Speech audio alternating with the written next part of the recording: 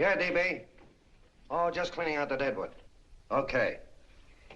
Look, Mr. Cannell, I just can't afford to be without work right now, not even for a day. I've got a mother and 2 kid sisters. More good luck telegrams.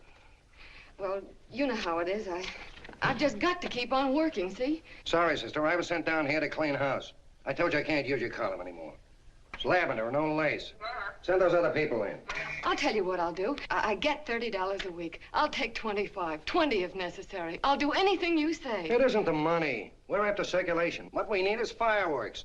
People are going to hit with sledgehammers. Start arguments. Oh, I can do that. I know this town inside out. Oh, give me a chance, All please. right, come in. Cashier's got your check. Who are these people? Gibbs, Furley, Cunningham, Giles. Hey, your sister. Don't forget to get out your last column before you pick up your check.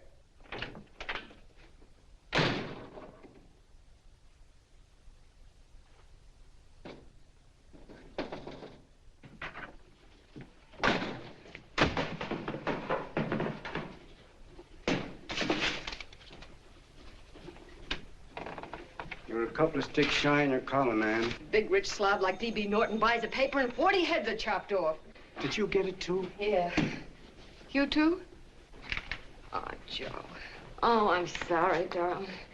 Why don't we tear the building down? Before you do, Ann, perhaps you'd better finish this column. Yeah, lavender and old lace. Wait, Joe. Wait. Wants fireworks, huh? Okay.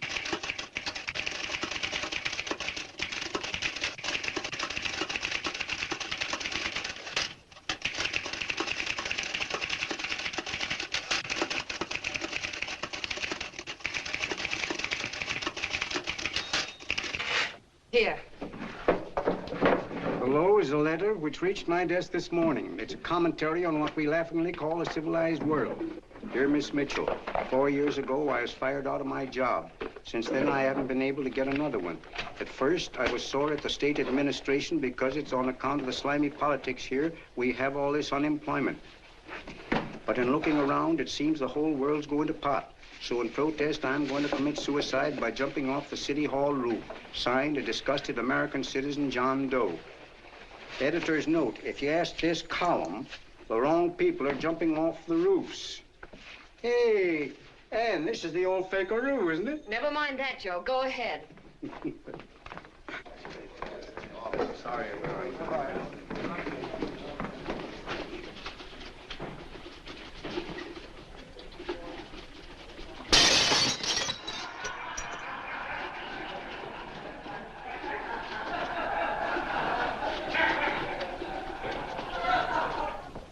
And it's because of the slimy politics that we have all this unemployment here.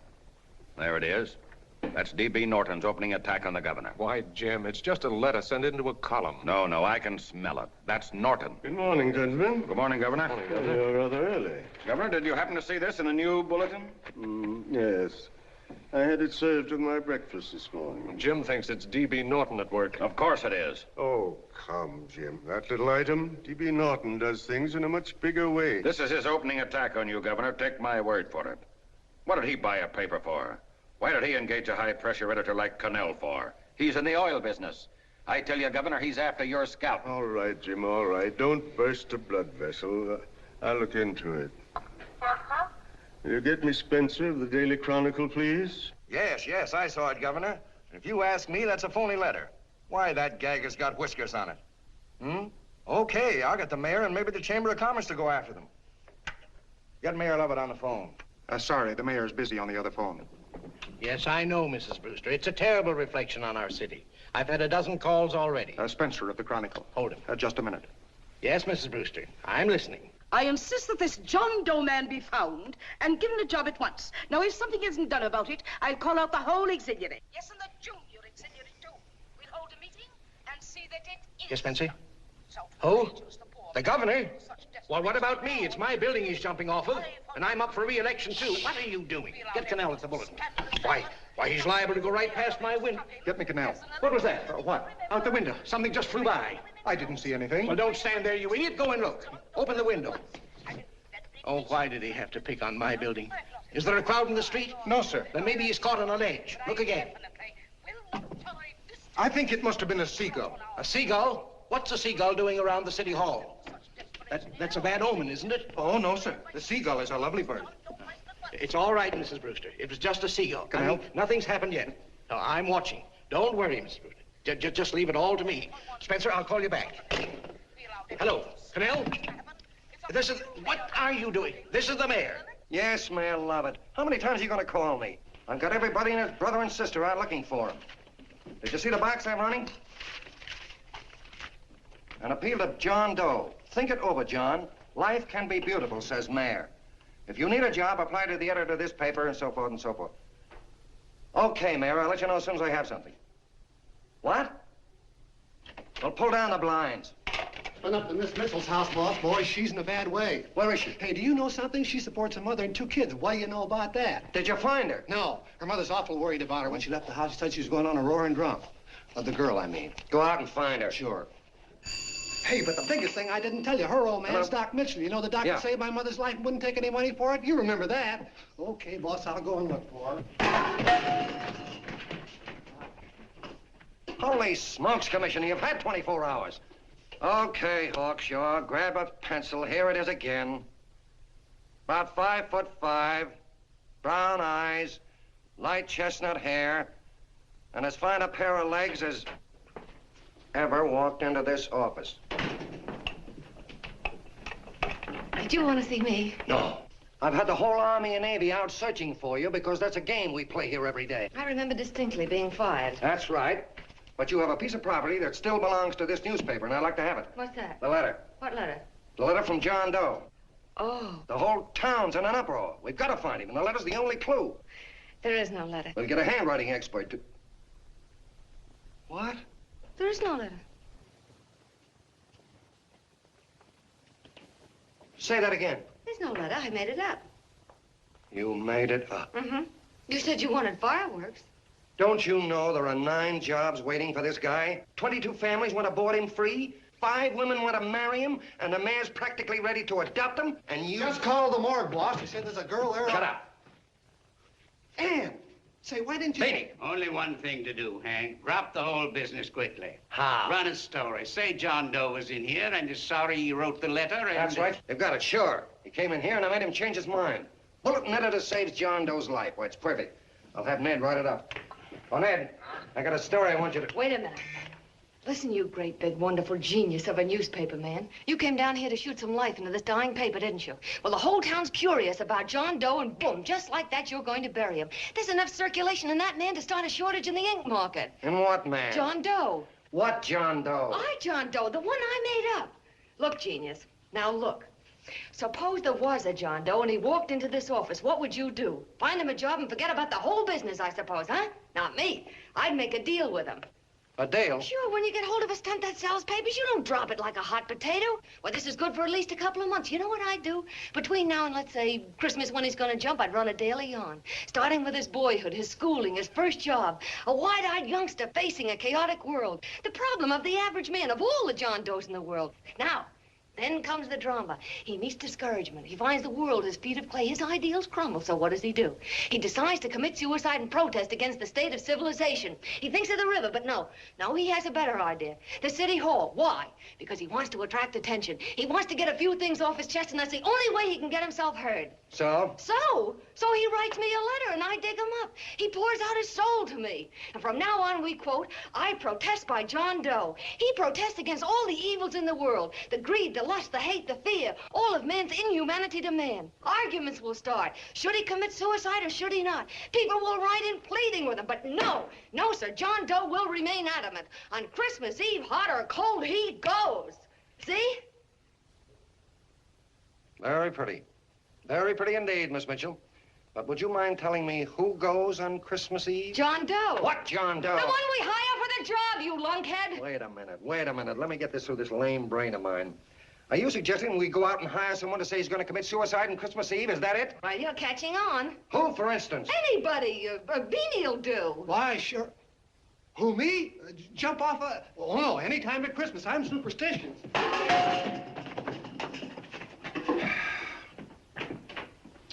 Miss Bishop, do me a favor. Will you go on out and get married and have a lot of babies, but Stay out of newspaper business. Better get that story in, Hank. It's getting late. You're supposed to be a smart guy. If it was raining $100 bills, you'd be out looking for a dime you lost someplace. Holy smokes, wasting my time listening to this mad woman. Look, Chief, look at the Chronicle. It's running on John Doe. They say it's a fake. Why, the no good, the John Doe story, amateur journalism. It's palpably phony. It's a wonder anyone is taking it serious. What do you think of those guys? That's fine. That's fine. Now fall right into their laps. Go ahead. Say John Doe walked in and called the whole thing off. You know what that's going to sound like on top of this. That's all, Ned. Thank you. All right. Amateur journalism, huh? Why, that bunch of sophomores, I can teach them more about... Hey, boss, get a load of this. What? Look. What do they want? They all say they wrote the John Doe letter. Oh, they all wrote the letter. Tell them all to wait. Look, Mr. Cannell, one of those men is your John Doe. They're desperate and will do anything for a cup of coffee. Pick one out and you can make the Chronicle eat their words. I'm beginning to like this. If you ask me, Hank, you're playing around with dynamite. No. The gal's right. We can't let the Chronicle get the laugh on us. We've got to produce a John Doe now. Amateur journalism, huh? I'll show those guys. Sure, and there's no reason for them to find out the truth either, because naturally, I won't say anything. Okay, sister, you get your job back. Plus a bonus. What bonus? Oh, the bonus of $1,000 the Chronicle was going to pay me for this little document. You'll find it says that I, Ann Mitchell, hereby certify that the John Doe letter was created by me. I can read. Sorry.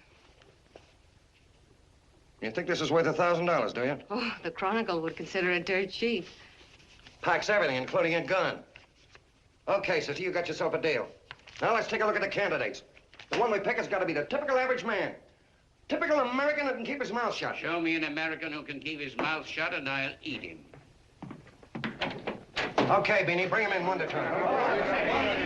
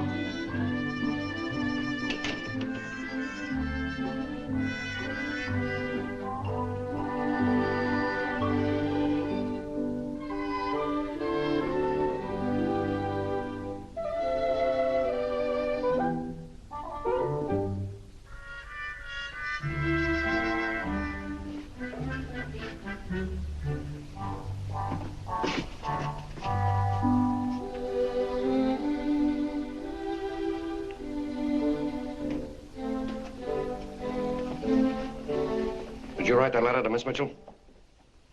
No, I didn't. What are you doing up here, then? Well, the paper says there were some jobs around loose. Thought there might be one left over. Had any schooling? Yeah, a little. What do you do when you work? I used to pitch. Baseball? Yeah, so my wing went bad. Where'd you play? Bush leagues, mostly. How about family? Got any family? No. Oh, just traveling through, huh? Yeah, me and a friend of mine. He's outside. Looks all right. It's perfect, a baseball player. What could be more American? I wish he had a family, though. Be less complicated without a family. Look at that face, it's wonderful. They'll believe him. Come on. What's your name? Willoughby. John Willoughby. Long John Willoughby, they called me in baseball. Would you like to make some money? Yeah, maybe. Would you be willing to say you wrote that letter and stick by it? I get the idea. Yeah, maybe. That's our man. He's made to order. I don't know. He don't seem like the kind of a guy that'd fall in line. When you're desperate for money, you do a lot of things, Mr. Cannell. He's our man, I tell you. He's fainted. Get the water quickly. Hurry up, Pop. Oh. Right here, sit down. You all right? Yeah, I'm all right. How many is that, 6?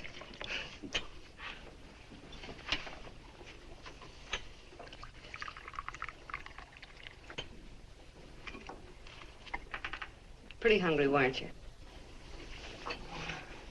All this John Doe business is batty, if you ask me. Well, nobody asked you. Trying to improve the world by jumping off buildings. You couldn't improve the world if the buildings jumped on you. Don't mind the colonel. He hates people. He likes you well enough to stick around. Well, that's because we both play doohickeys. I met him in a boxcar a couple of years ago. I was fooling around with my harmonica, and he comes over and joins in. I haven't been able to shake him since.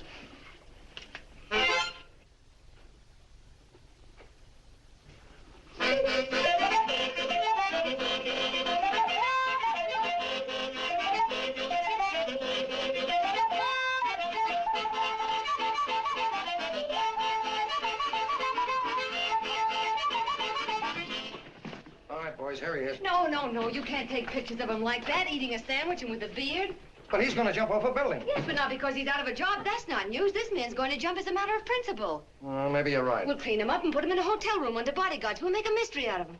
Did you speak to Mr. Norton? Thinks it's terrific. Says for us to go the limit. Wants us to build a bonfire under every big shot in the state. Oh, swell. Is that the contract? Yeah. What's he doing here? Friend of his. They play duets together. Duets? But can we trust him? Oh. I trust him. Oh, you trusted me. Well, that's fine. I suppose he trusts you, too. Oh, stop worrying. He's all right. Okay, but we don't want more than a couple of hundred people in on this thing. Now, the first thing I want is an exact copy of the John Doe letter in your own handwriting. I've got it already. Here. No, that's fine. Now, I want you to sign this agreement. It gives us an exclusive story under your name, day by day, from now until Christmas.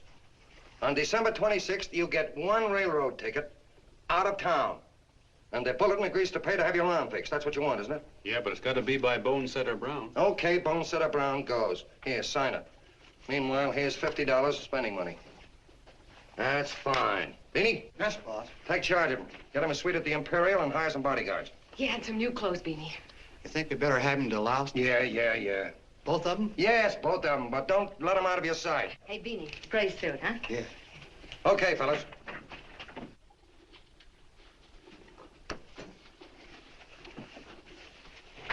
Take it easy, John Doe. And you start pounding that typewriter. Oh, boy, this is terrific. No responsibilities on our part, just statements from John Doe, and we can blast our heads off. Before you pop too many buttons, don't forget to make out that check for $1,000. Okay, fellas, now let me see. You sit outside the door. Nobody comes in, see? You two fellas sit in here. Hey, pretty nifty, huh? You ain't gonna get me to stay here. Sure you are. No, sir. That spot under the bridge where we slept last night's good enough for me. Say, what'll I do with this baggage? Let's stick him in the bedroom. Give me mine. I ain't staying. You know, we were headed for the Columbia River country before all this John Doe business came up. You remember that, don't you? Sure, I remember. Say, your ears popped coming up in the elevator. Mine did. All along, John. I tell you, it's no good. You're gonna get used to a lot of stuff that's gonna wreck you. Why, that $50 in your pockets begin to show up on you already. And don't pull that on me, neither. Stop worrying, Colonel. I'm going to get my arm fixed out of this. Hey, here's some cigars the boss sent us. Have one. Hey, Help cigars. yourself. No.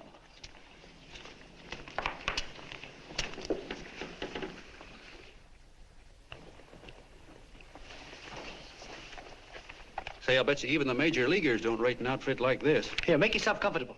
Paper? I don't read no papers, and I don't listen to radios either. I know the world's been shaped by a drunken barber, and I don't have to read it. I've seen guys like you go under before. Guys that never had a worry. Then they got a hold of some dough and went goofy. The first thing that happens Hey, to did a you guy... get a load of the bedroom? No. The first thing that happens to a guy like that, he starts wanting to go into restaurants and sit down at a table and eat salads and cupcakes and tea. Boy, what that kind of food does to your system.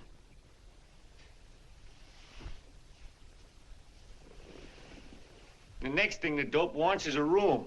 Yes, sir, a room with steam heat and curtains and rugs. And before you know it, he's all softened up and he can't sleep unless he has a bed. Hey, stop worrying, Colonel. $50 ain't gonna ruin me. I've seen plenty of fellas start out with $50 and wind up with a bank account. Hey, what's the matter with the bank account anyway? And let me tell you, Long John, when you become a guy with a bank account, they got you. Yes, sir, they got you. Who's got him? The helots. Who? Hey, there's the City Hall tower I was supposed to jump off of. It's even higher than this. Who's got him? The helots. Woo! Hey, wait a minute! You're not supposed to jump till Christmas Eve. Do you want to get me in a jam? If it's going to get you in the jam, we'll do you a favor. I won't jump. And when they got you, you got no more chance than a road rabbit. Hey, who'd you say was gonna get him? Say, is this one of those places where you ring if you want something? Yeah, just use the phone. Boy, I've always wanted to do this. Hey, Doc, look. Look, Doc. Give me that again, will you? Who's gonna get him? The helots. Who are they? Listen, sucker, you ever been broke? Sure, mostly often. All right. You're walking along. Not a nickel in your jeans. You're free as the wind. Nobody bothers you. Hundreds of people pass you by in every line of business. Shoes, hats, automobiles, radios, furniture, everything. And they're all nice, lovable people. And they let you alone. Well, is that right? Then you get a hold of some dough, and what happens? All those nice, sweet, lovable people become helots. A lot of heels. They begin creeping up on you, trying to sell you something. They get long claws, and they get a stranglehold on you. And you squirm, and you duck, and you holler, and you try to push them away, but you haven't got a chance. They got you. First thing you know, you own things. A car, for instance. Now your whole life is messed up with a lot more stuff. You get license fees, and number plates, and gas, and oil, and taxes, and insurance, and identification cards, and letters, and bills, and flat tires, and dents, and traffic tickets, and motorcycle cops, and courtrooms, and lawyers, and fines, and a million and one other things. And what happens? You're not the free and happy guy you used to be. You gotta have money to pay for all those things. So you go after what the other fellas got. And there you are. You're a helot yourself.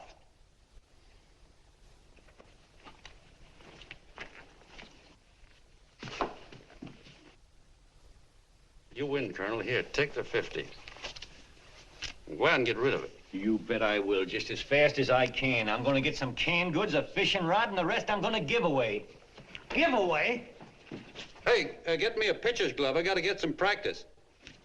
Say, he's giving it away. I'm gonna get me some of that. Hey, come back here, you helot. Well, you send up 5 hamburgers with all the trimmings, 5 chocolate ice cream sodas, and 5 pieces of apple pie. No, apple with cheese. Yeah, thanks.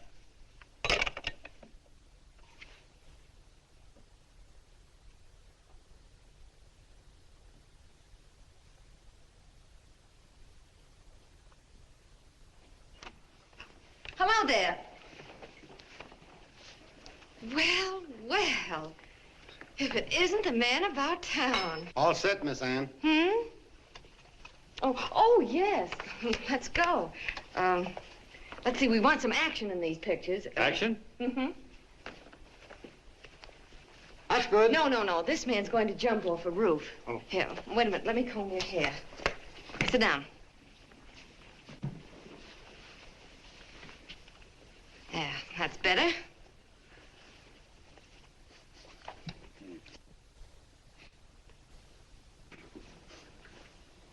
You know, he's got a nice face, hasn't he? Yeah, he's pretty. Here, sit down. Quiet, egghead. All right, now a serious expression. Can't. I'm feeling too good. Oh, come on now. This is serious. You're a man disgusted with all of civilization. With all of it? Yes, you're sore at the world. Come on now. Oh, crabby guy, huh? Yeah. No.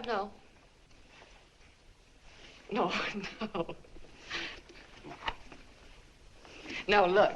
You don't have to smell the world. Well, all those guys in the picture Never mind those guys. All right, stand up. Now, let's see what you look like when you protest. Against what? Against anything. Just protest. You got me. Oh, look, I'm the umpire, and you just cut the heart of the plate with your fast one, and I called it a ball. What would you do? Oh, you did, huh? Yeah. Why can't you call him right, you boneheaded... Grab it, Eddie, grab it!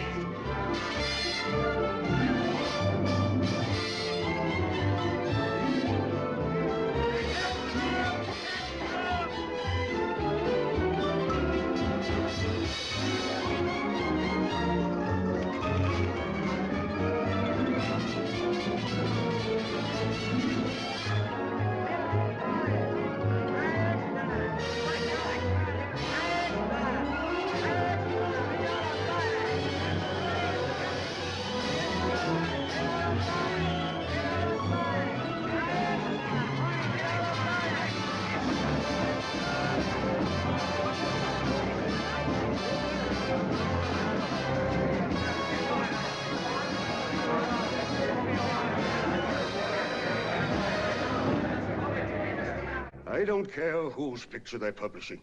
I still say that this John Doe person is a myth, and you can quote me on that.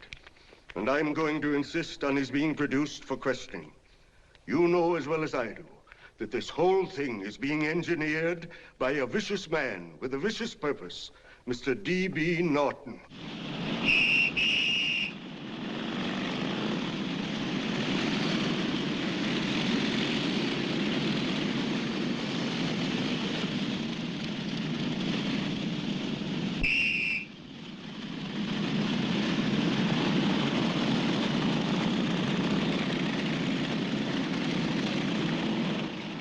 And Miss Mitchell are at the house, sir. Oh, they are? All right, come on. Personally, I think it's just plain stupidity to drop it. Now, you should see his fan mail, thousands. Why, it's going over like a house afire. What are you afraid of, Canal? It's doubled our circulation. Yeah, but it's got everybody sore. Ads are being pulled. The governor's starting a libel suit. What's more, they all know John Doe's a phony, and they insist on seeing Well, what about it? Let them see him. We'll go on one better. They can also hear him. You own a radio station, Mr. Norton. Why not put him on the air? Watch out for this damn DB. She'll drive you batty. Oh, Look, we can't let him get to this Bush League pitcher and start pumping him. Good night.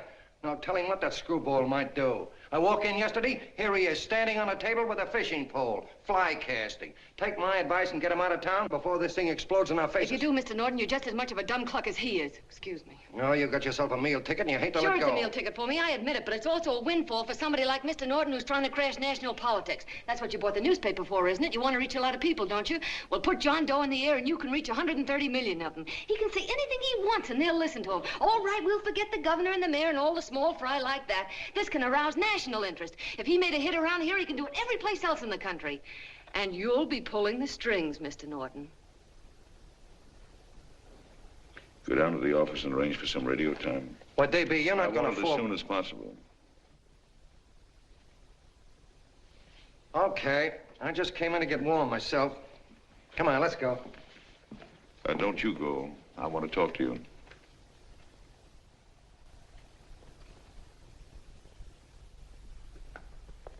Sit down.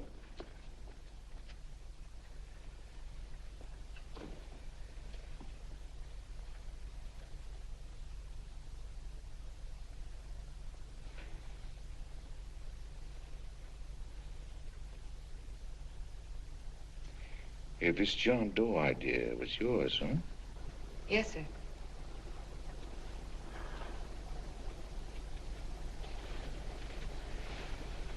How much money do you get? $30. $30. Well, what are you after? I mean, what do you want? A journalistic career? Money. Money?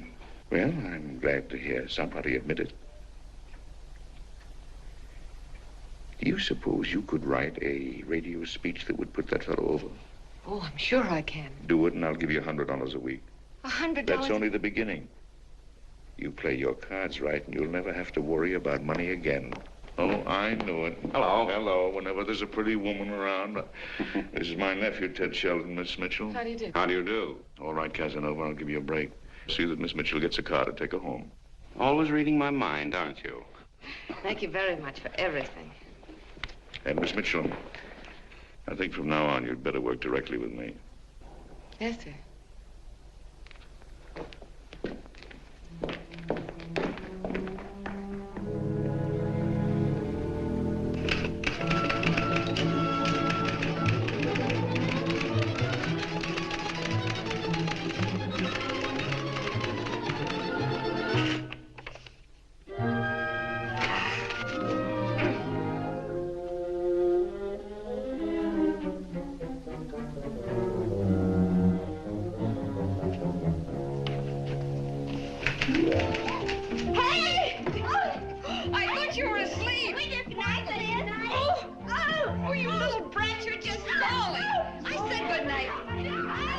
Come, children. It's past your bedtime. Come on, Mama.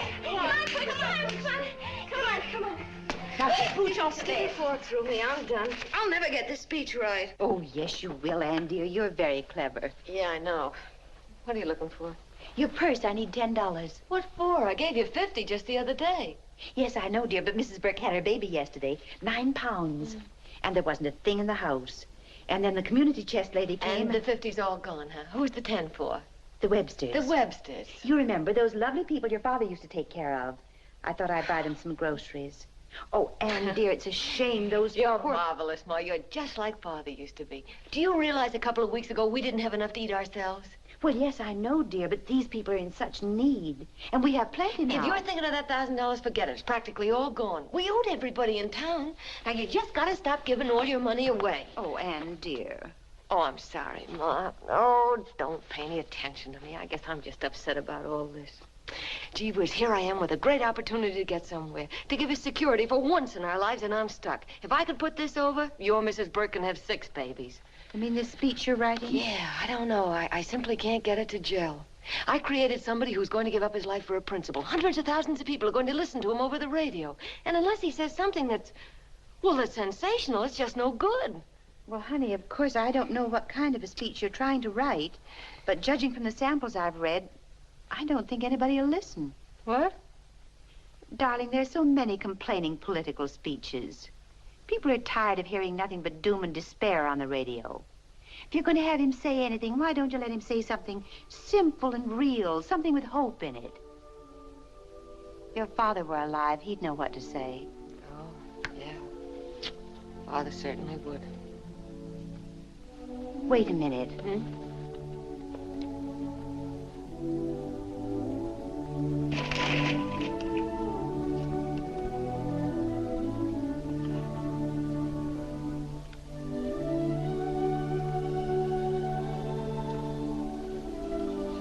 That's your father's diary, Anne. Father's... I never knew he had a diary. There's enough in it for 100 speeches. Things people ought to hear nowadays. You'll be careful of it, won't you, dear? It's always helped to keep your father alive for me. You bet I will, Ma. Wait a minute. John Doe don't want to sign no autographs. Well, what does he do all day? What does he do all day? He's writing out his memories. Sorry, lady, you can't see Mr. Doe. He wants to be alone. No. No, he just sits around all day and commutes with himself.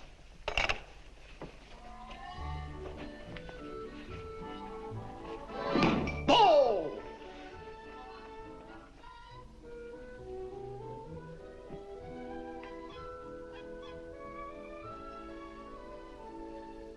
I don't know how you're going to stand it around here till after Christmas.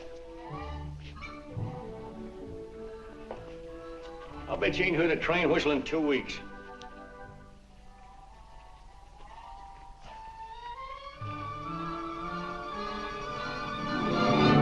Steam right!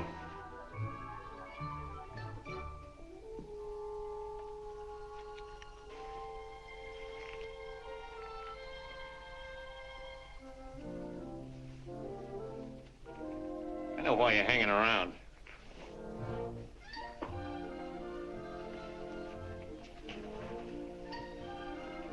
You're stuck on the girl. That's all a guy needs is to get hooked up with a woman.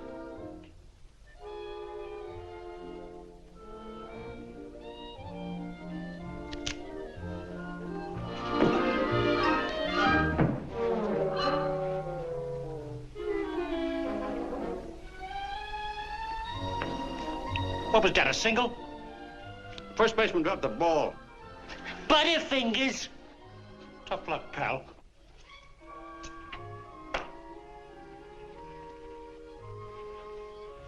Guy has a woman on his hands. First thing he knows, his life is balled up with a lot more things. Furniture and...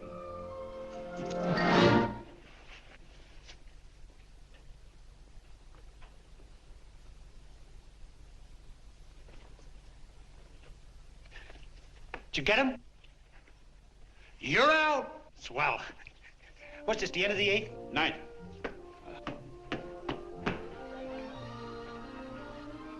Hey, Beanie, there's a couple of mugs from the Chronicle snooping around out here. Huh. Come on, Angel Face. Gangway. What's the score, Angel Face? 3-2, our favor. Gee, that's great.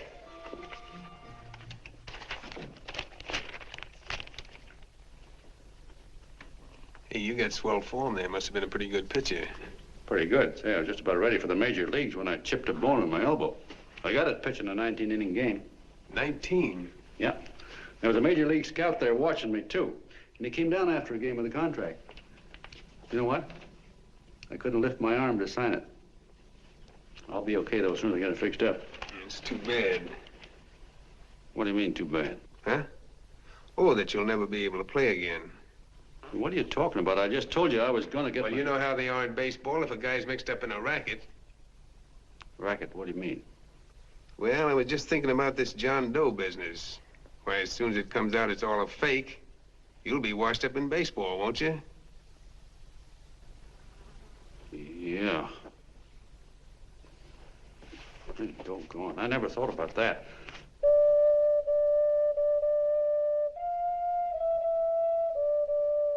Gosh. And another thing, what about all the kids in the country? The kids that idolize ball players. What are they gonna think about you? Yeah. Hey, Colonel. Did you hear that? I gotta figure some way out of this thing. The elevators are still running. I know one way you can do it. How?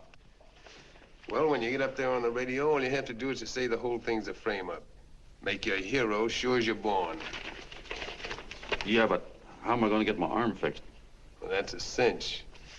I know somebody that'll give you $5,000 just to get up on the radio and tell the truth. $5,000? Yeah, $5,000, and he gets it right away. You don't have to wait till Christmas. Look out, Long John. They're closing in on you. Say, who's putting up this dough? Fellow runs the Chronicle. Here's the speech you make, and it's all written out for you. $5,000. Holy mackerel, I can see the helots coming, the whole army of them. It's on the level.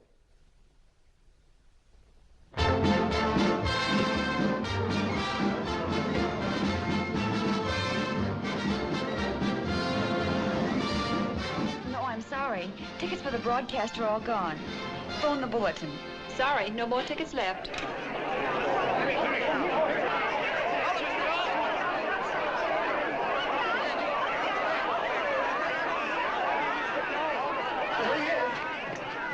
Hello, John. All set for the big night? Swell. Turn around. One moment. Now stand still. Huh? Mr. Doe. Hold it. A big smile, Mr. Doe. That's swell. Okay, Jeannie, that's all. Take him out. Now, look, John, here's the speech. It's in caps and double spaced. You won't have any trouble reading it. Not nervous, are you? No. Of course not. He wouldn't be. Who? John Doe, the one in there. Hey, don't let your knees rattle. It picks up on the mic. Oh, Beanie, you needn't be nervous, John. All you have to remember is to be sincere. Pick up that phone, Miss Mitchell. It's for you. Okay. Hello? Yes, Mother. Oh, thank you, darling. Oh, there he is, the poor dear man. Oh, good luck to you, Mr. Doe. We want you to know that we're all for you. The girls all decided that you're not to jump off any roof. Even if we have to, we'll stop it. You got the speech I gave you? Yeah. Now, look. I'll give this money to the colonel just as soon as you get started. We'll have a car waiting at the side entrance for you. Okay. How'd you get in here? Huh? Oh, I just came in to wish him luck. Come on, out. Mother says good luck, too. John, when you read that speech, please believe every word of it. He's turned out to be a wonderful person, John. Who? John Doe, the one in the speech. Oh. You know something? I've actually fallen in love with him. All right, there he is, sister. Now, come on, plenty of bone. What's the idea? No, that's too much. That's not so much. Come on. That's it. Oh, this is no time for cheap publicity, Mr. Cannell. Listen, if that guy lays an egg, I want to get something out of it.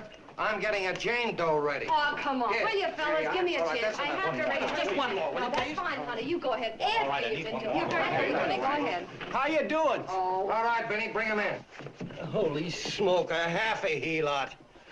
There you are, boss, just like you ordered. Symbols of little people. Okay, get him up. All right, young fella. This is ridiculous, Mr. Cannell. Come on, give me a chance. The man's on the air, please. Look at him. Oh, fellas, of course you can have all the pictures you want afterwards. No, come on, afterwards. You can have a... Come on, that's right. Afterwards, you can get all the pictures you want. Thank you very much. Come on, will you? Afterwards, that's right. Come on, Snooks, you better bail out. Okay, goodbye, Mr. Doe. Beanie. All right. Better get ready. 1 minute to go. Wow, 1 minute to go and the score is nothing to nothing. Now, please, John, you won't let me down, will you? Will you? Of course you won't. If you'll just think of yourself as the real John Doe. Listen, everything in that speech are things a certain man believed in. He was my father, John. When he talked, people listened. And they listened to you, too. Funny. You know what my mother said the other night? She said to look into your eyes, that I'd see Father there. Hey, what do you say? Okay, we're coming. Come on. Now, listen, John, you're a pitcher. Now get in there and pitch.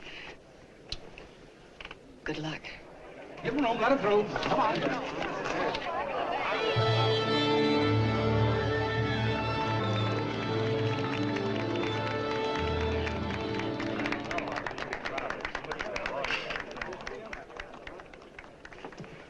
Hey, let's get out of here. There's the door right there. Hey, what are you doing here? That's what I'd like to know. Come on, out. Hey, he's a friend of mine. Never mind, let him alone. He's all right. I'll be right over there pulling for you. No, John, over here.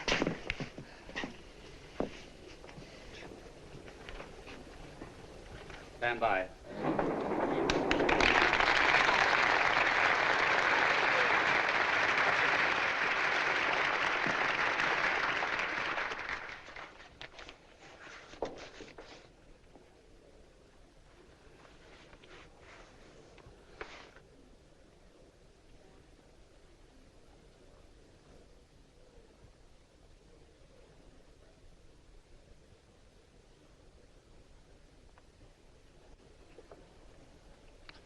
Phone the Chronicle. Tell them to start getting those extras out.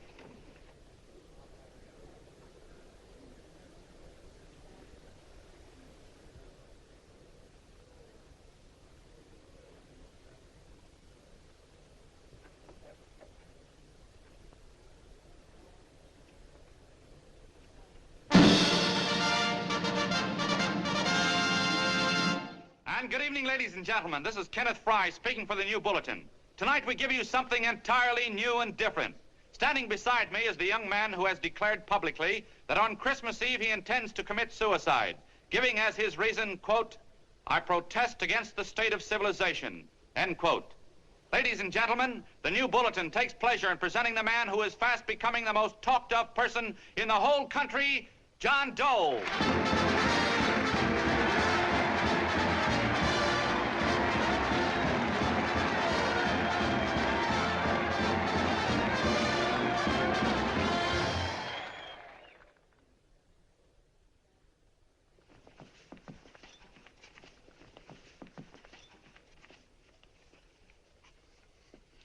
Ladies and gentlemen,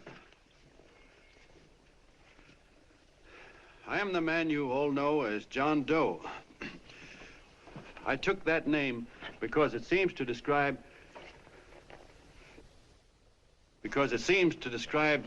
the average man. And that's me. And that's me. Well, it was me before I said I was going to jump off the city hall roof at midnight on Christmas Eve. Now I guess I'm not average anymore. Now I'm getting all sorts of attention. From big shots, too. We've been double-crossed. The mayor and the governor, for instance. They don't like those articles I've been writing. You're an imposter, young fellow. That's a pack of lies you're telling. Who wrote that speech for you? Benny, get that gun. Hey, kid.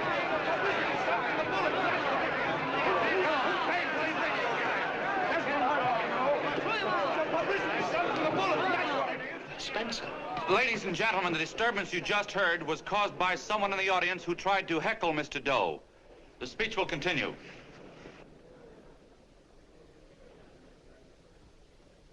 Well, people like the governor and that fellow there can stop worrying.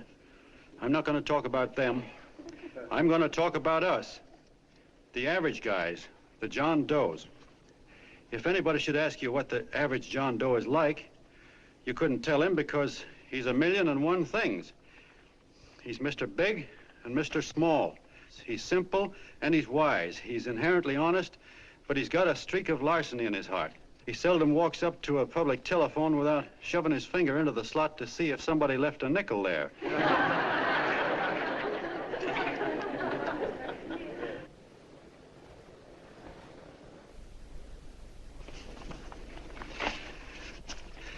He's the man the ads are written for. He's the feller everybody sells things to.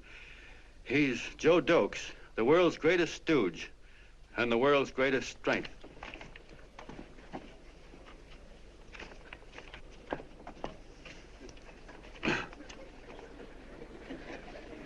Yes, sir. Yes, sir, we're a great family, the John Does. We're the meek who are supposed to inherit the earth. You'll find us everywhere. We raise the crops, we dig the mines, work the factories, keep the books, fly the planes, and drive the buses. And when a cop yells, "Stand back there, you," he means us, the John Does. Well, what kind of a speech is that? Didn't you read it? We've existed since time began. We built the pyramids. We saw Christ crucified, pulled the oars for Roman emperors, sailed the boats for Columbus, retreated from Moscow with Napoleon, and froze with Washington at Valley Forge. Yes, sir. We've been in there dodging left hooks since before history began to walk. In our struggle for freedom, we've hit the canvas many a time, but we always bounce back because we're the people, and we're tough.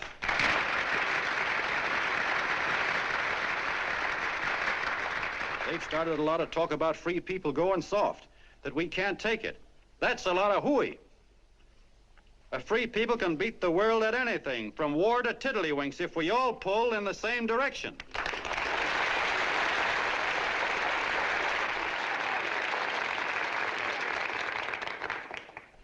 I know a lot of you are saying, "What can I do? I'm just a little punk. I don't count." Well, you're dead wrong. The little punks have always counted, because in the long run, the character of a country is the sum total of the character of its little punks.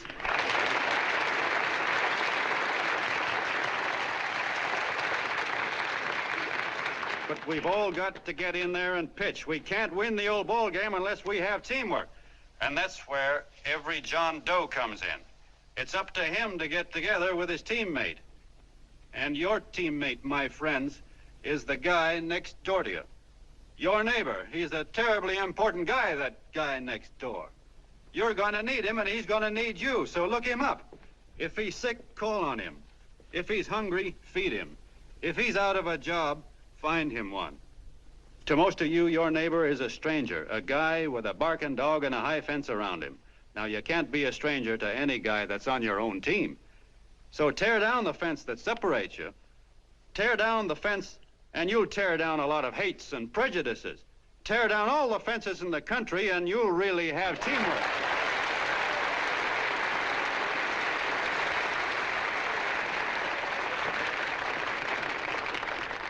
I know a lot of you are saying to yourselves, he's asking for a miracle to happen. He's expecting people to change all of a sudden. Well, you're wrong. It's no miracle. It's no miracle because I see it happen once every year, and so do you, at Christmas time. There's something swell about the spirit of Christmas, to see what it does to people, all kinds of people. Now, why can't that spirit, that same warm Christmas spirit, last the whole year round?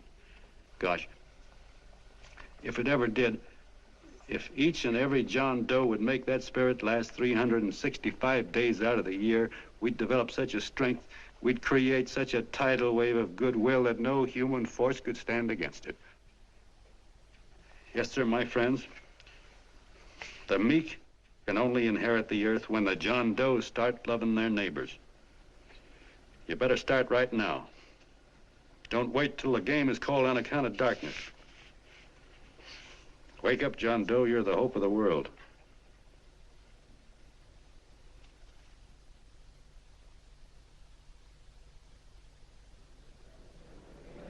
John, you were wonderful.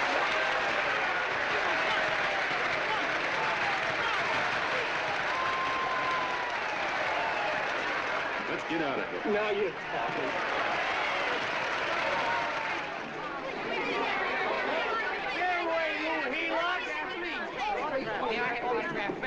Please, hey!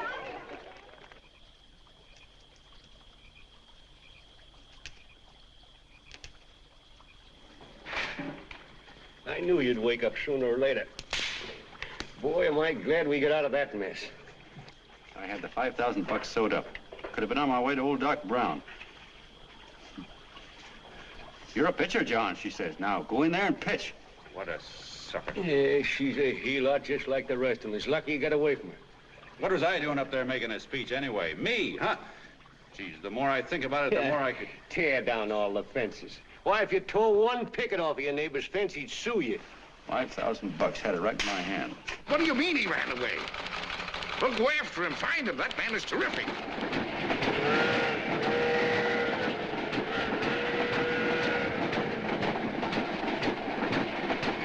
Columbia River, here we come.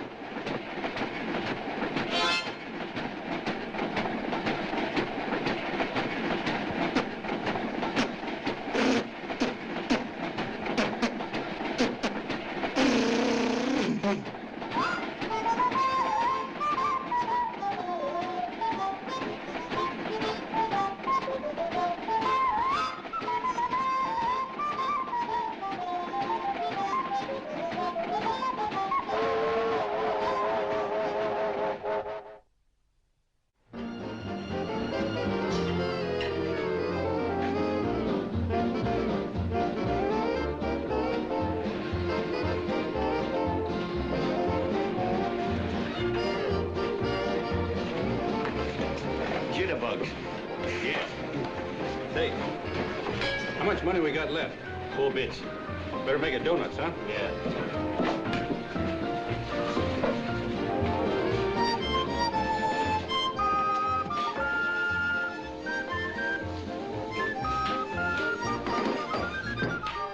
What'll it be, gents? Have you got a couple of steaks about that big and about that thick? Yeah, with hash brown potatoes and tomatoes and apple pie and ice cream and coffee. And donuts, I know. Hey, Ma! Seekers, a pair. Fingers a pair coming up. Glad he took the tea out of that.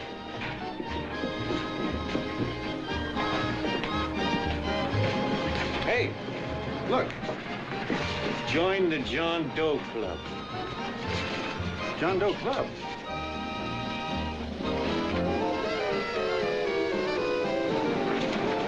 Uh-oh. You John Doe? Who?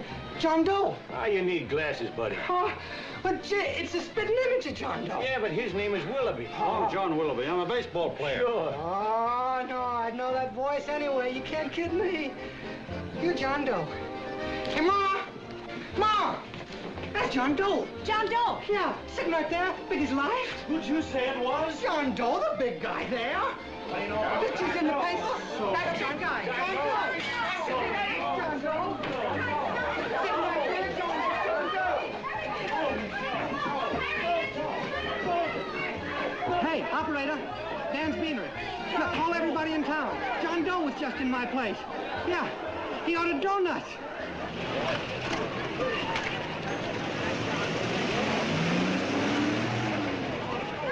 John Doe. Let's see John Doe.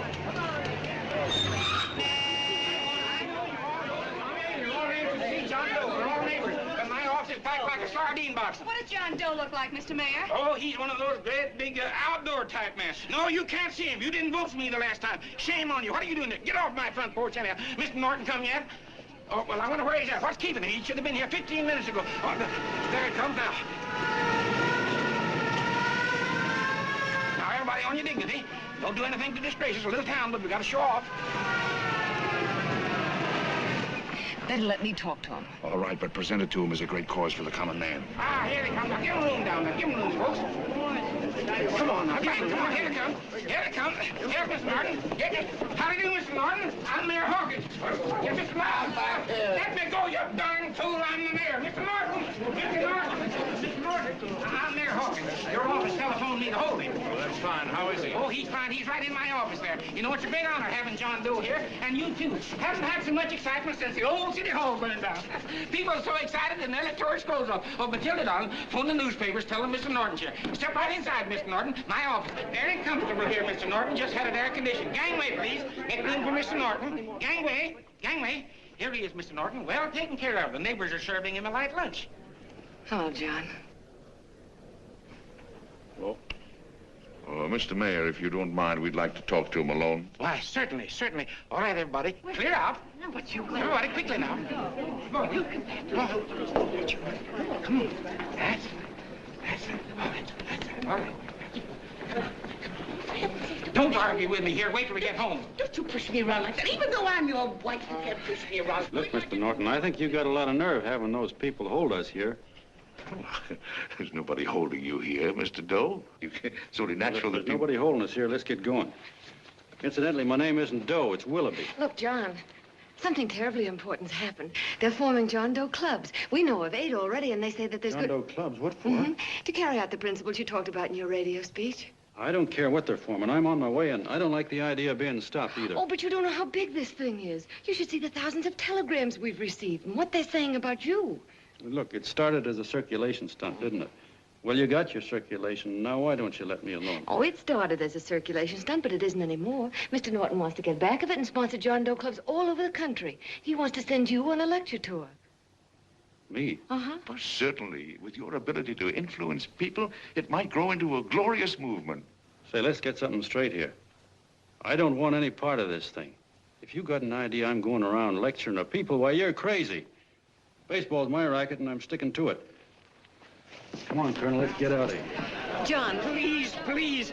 I just got rid of one crowd. Oh, but please, Mr. Mayor, tell him the John Doe Club wants to talk to him. Let them in, Mr. Mayor. Let them come in. Okay, folks, but remember your manners. No stampeding. Walk slow, like you do when you come to pay your taxes.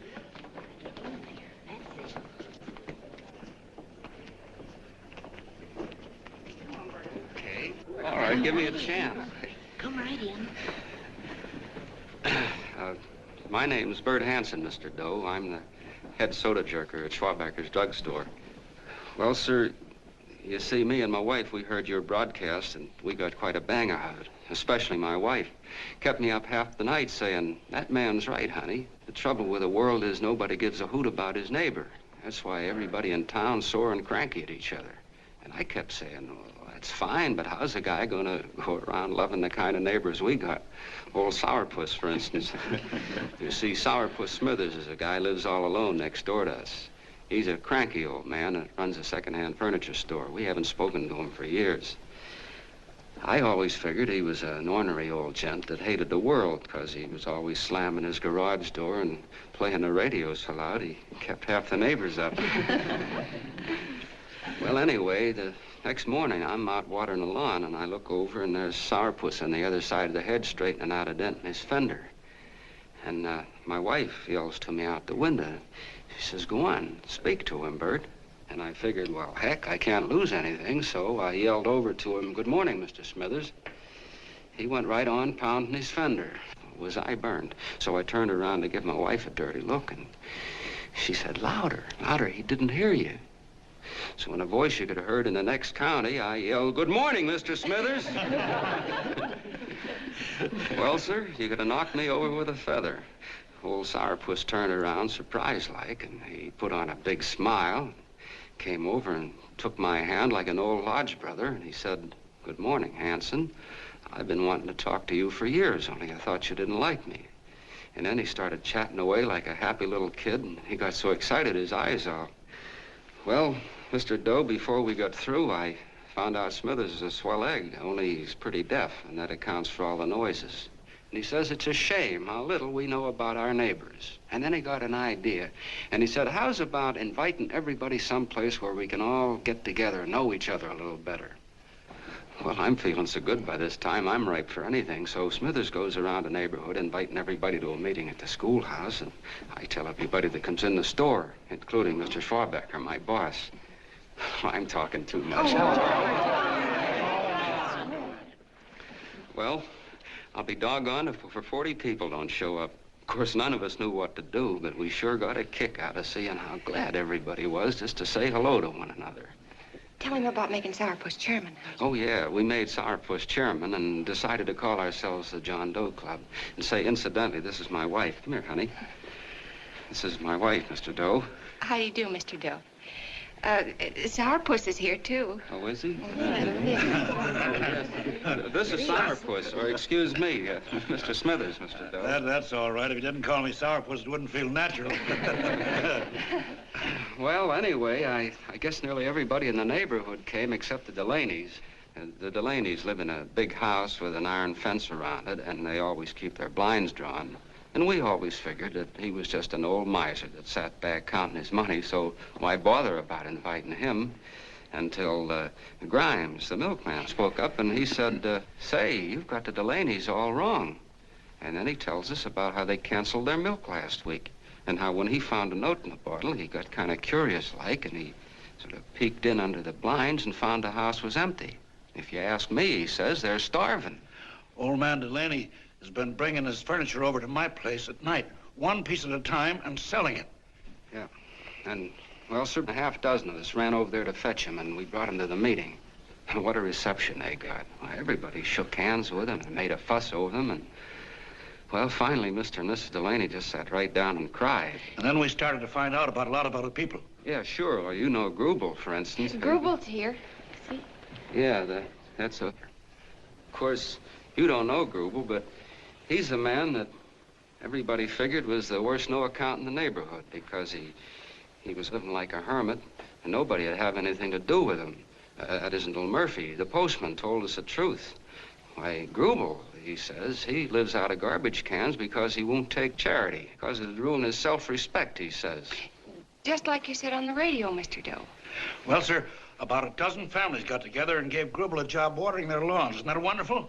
And then we found jobs for 6 other people, and they've all gone off for relief. Yeah, and my boss, Mr. Schwabecker, made a job in his warehouse for old man Delaney. And he gave you that $5 raise. Yeah, wasn't that swell?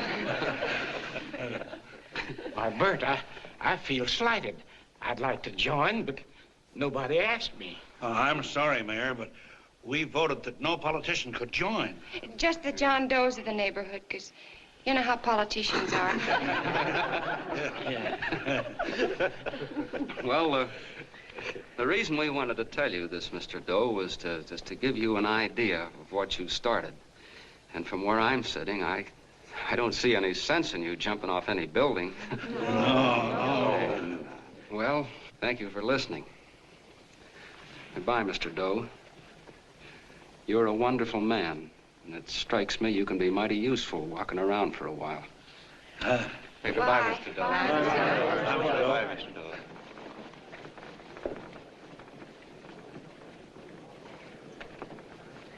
I'm Mrs. Delaney, Mr. Doe. And God bless you, my boy.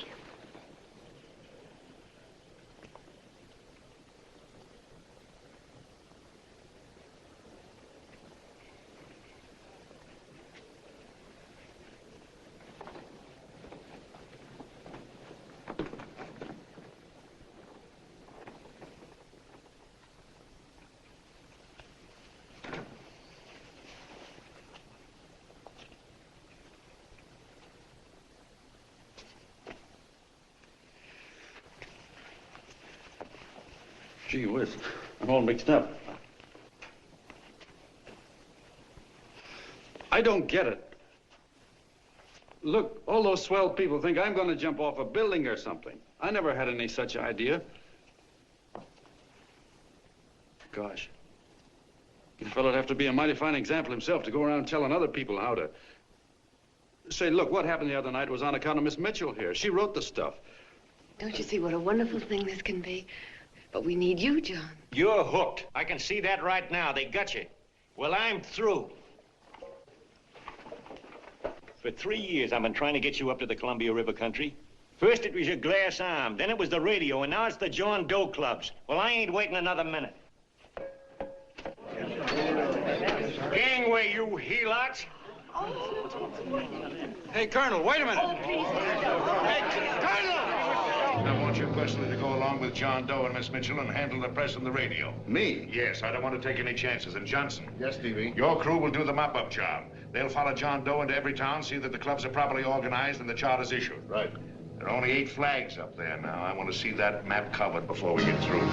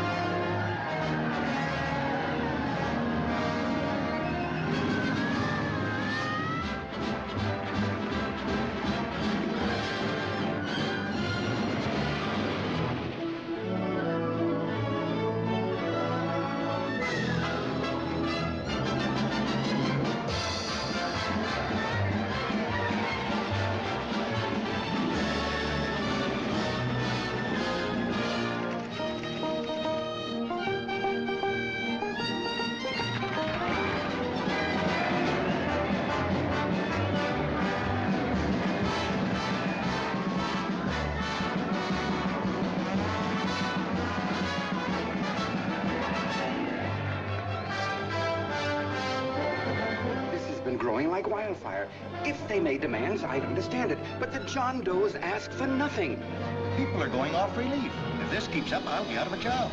As soon as it gets strong enough, we'll find out what John Doe wants. 30 every Thursday, 60 at 60. Who knows what? I'm sorry, boss. They just won't let anybody talk politics to them. It's crazy. We've got to get to them.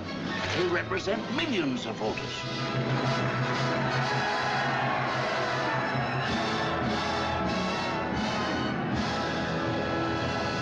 I tell you, ladies and gentlemen, this thing has been nothing short of a prairie fire. We've received so many applications for charters to the John Doe clubs, we haven't been able to take care of them. I'd hate to have that many pins stuck in me. This John Doe convention is a natural. It's going to put our city on the map. Why, over 2,400 John Doe clubs are sending delegates. Can you imagine that? You, Mr. Mayor, will be the official host. You will make the arrangements for decorating the city, parades, and a reception for John Doe when he gets home. And don't wear your high hat. No high hat? No high hat. And from you, Cannell, I want a special John Doe edition every day until the convention is over. And now, if you will, please step into the outer office and look your prettiest because there are photographers there to take pictures of this committee. Don't worry, D.B. Everything will be taken care of. Isn't it all too wonderful? Gather down here in a nice group and I'll get a nice picture of you. Oh, Mr. Mayor, would you step down in front row, please? You ladies get close to him. That's it. Well, I don't get it. Get what? Look, D.B., I'm supposed to know my way around. This John Doe movement has cost you a fortune. Now, this convention is going to cost plenty. Well? Well, I'm stuck with 2 and 2, and I'm a sucker if I can make 4 out of it. Where do you come in? You'll have the satisfaction of knowing that my money has been spent for a worthy cause. I see. I better stick to running the paper, huh? I think maybe you better had. And Cannell, I'd like to have the John Doe contract, all the receipts for the money we advanced him with the letter Miss Mitchell wrote, for which I gave her $1,000. Yes, sure. Well, we leave for the airport, half an hour. Is that Johnny boy's room? Better hustle him up. He'll be ready on time. He's packing. Ah, good. Did you see his picture on the cover of Time? Yeah. I gotta give you credit, Annie girl. I've handled a good many big promotions in my time. Everything from a World's Fair to a channel swimmer. But this one has certainly got me spinning. And now a John Doe convention. Wow. Say, if you could only get him to jump off the City Hall roof on Christmas Eve, I'd guarantee you 500,000 people there. Charlie. Huh? What do you make of him? Oh, Johnny boy? Well, I don't know what angle you want, but I'll give it to you quick. Number 1, he's got great yokel appeal, but he's a nice guy. Number 2, he's beginning to believe he really wrote that original suicide letter that you made up. Number 3, he thinks that you're Joan of Arc or something. Yeah, I know. Number 4, well, you know what number 4 is. He's nuts about you. Yeah, it's running out of his ears. You left out number 5. We're all heels, me especially. Holy smoke. Come in.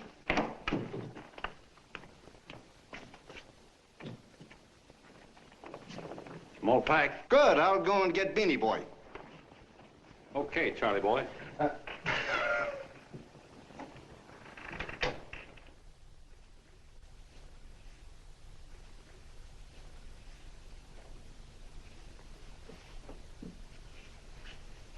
Can I help you pack?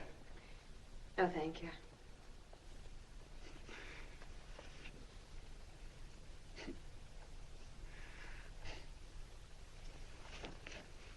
Do you care if I sit down out here? No.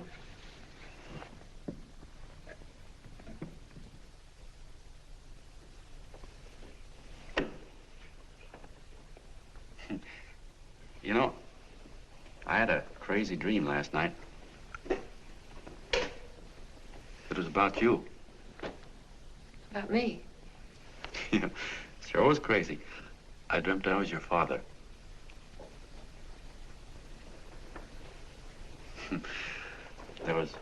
There was something I was trying to stop you from doing. So I got up out of bed and I walked right through the wall here, right straight into your room. You know how dreams are. And there you were in bed. But you're a little girl, you know, about 10. And very pretty, too. So I shook you, and the moment you opened your eyes, you hopped out of bed and started running like the devil in your nightgown. You ran right out the window there, and you ran out over the tops of buildings and roofs and everything for miles. And I was chasing you. And all the time you were running, you kept growing bigger and bigger and bigger, and pretty soon you were as big as you are now, you know, grown up. And all the time I kept asking myself, what am I chasing her for? And I didn't know. Isn't that a hot one? Well, anyway, you ran into some place, and then I ran in after you, and when I got there you were getting married. And the nightgown had changed into a beautiful wedding gown. You sure look pretty, too. And then I knew what it was I was trying to stop you from doing. Dreams are sure crazy, aren't they? Well, would you like to know who it was you were marrying? Oh, a tall, handsome Ubangi, I suppose. No, not that bad. It was that fellow that sends you flowers every day. What's his name? Mr. Norton's nephew? Ted Sheldon. Yeah, that's the one. But here's the funniest part of it all. I was the fella up there doing the marrying, you know, the justice of peace or something. You were? I thought you were chasing me. Well, yes, I was, but I was your father then, you see. But the real me, John Doe, or that is, Long John Willoughby, I was the fella up there with the book. You know what I mean? I guess so. Then what happened? Well, I took you across my knee and I started spanking you. That is, I didn't do it.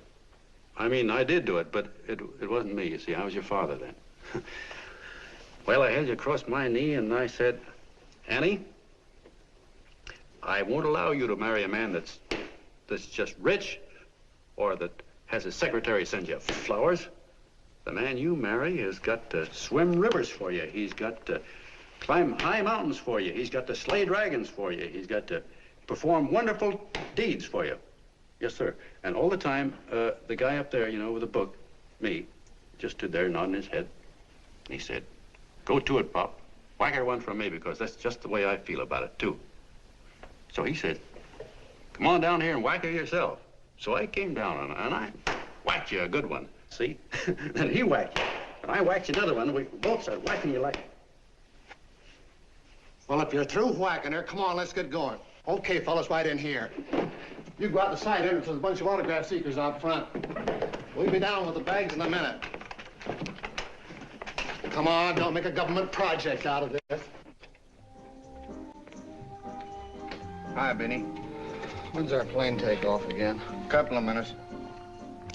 How many people do you think we've talked to already, outside the radio, I mean? Oh, I don't know. About 300,000. 300,000. What makes them do it, Ann? What makes them come and listen and get up their John Doe clubs the way they do? I've been trying to figure it out. Look, John, what we're handing them are platitudes, things they've heard 1,000,000 times. Love thy neighbor, clouds have silver linings, turn the other cheek. It's just a... Yeah, I heard them 1,000,000 times, too, but there you are. Maybe they're like me, just beginning to get an idea what those things mean. You know, I never thought much about people before. They were always just somebody to fill up the bleachers. And the only time I worried about them is when they didn't come in to see me pitch. You know, lately I've been watching them when I talk to them. I could see something in their faces. I could feel that they were hungry for something. You know what I mean? Maybe that's why they came. Maybe they're just lonely and wanted somebody to say hello to. I know how they feel. I've been lonely and hungry for something practically all my life.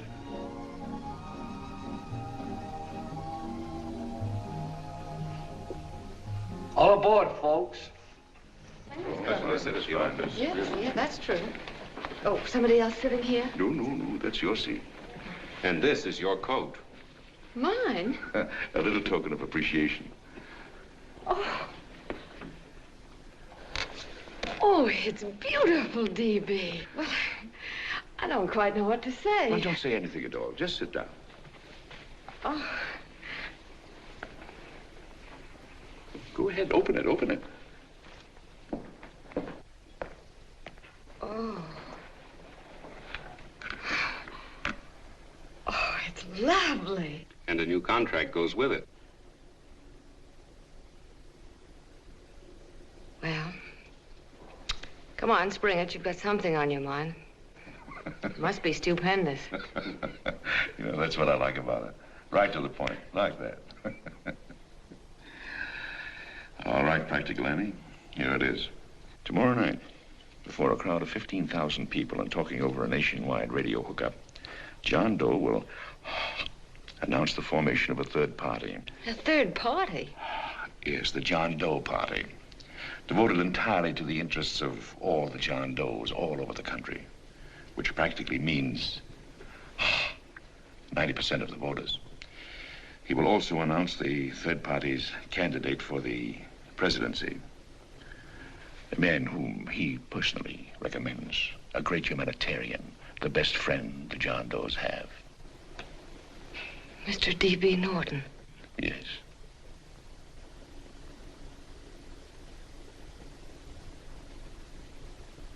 Wow.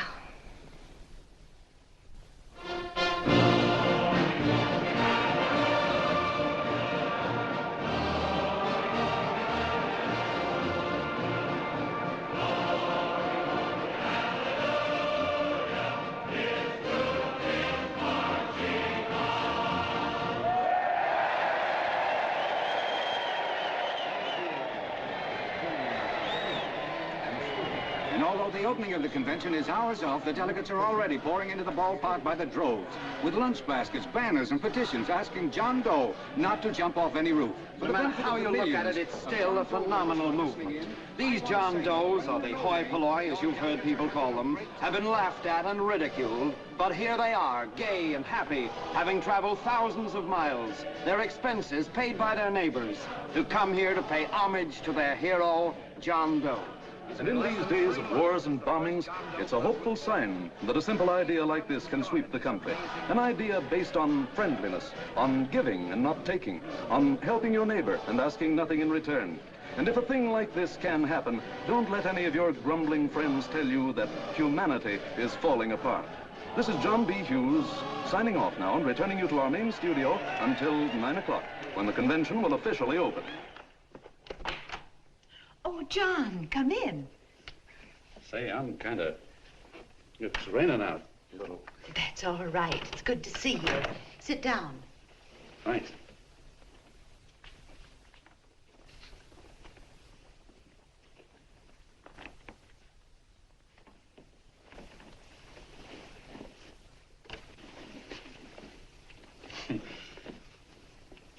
It's for Anne.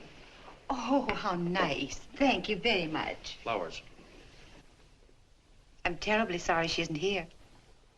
She isn't? No, she just left. I'm surprised you didn't run into her. She went over to Mr. Norton's house. Oh. Did you want to see her about something important? Yeah, well, no, it'll wait. Say, he's a nice man, isn't he? Mr. Norton, I mean. He's done an awful lot for the...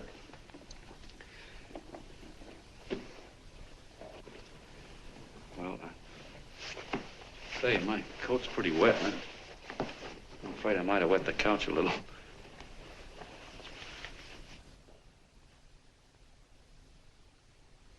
Well, I guess I'll see her at the convention later. Yes, of course. I'll see that she gets the flowers.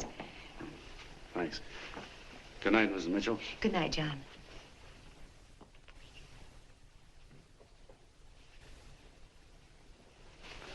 Say, Miss Mitchell, I'm kind of glad Anne isn't here.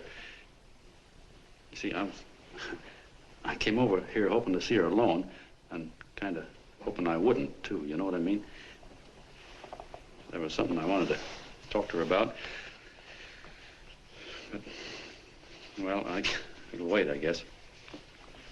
Good night. Good night, John. Say, look, Mrs. Mitchell, have you ever been married? Oh, I'm sure you have. Gosh, that's pretty silly. But I guess you must think I'm kind of batty. Well, I guess I'd better be going at that. John, my husband said, I love you. Will you marry me? You did? What happened? I married him. Well, yeah, that's what I mean, see? It was easy as all that, huh? Uh-huh. Yeah, but look, Mrs. Mitchell, you know, I love Ann, and it's going to be awfully hard for me to say it because, well, you know, she's so wonderful. And, well, the best I ever was a Bush League pitcher. And, you know, I think she's in love with another man, the one she made up. You know, the real John Doe.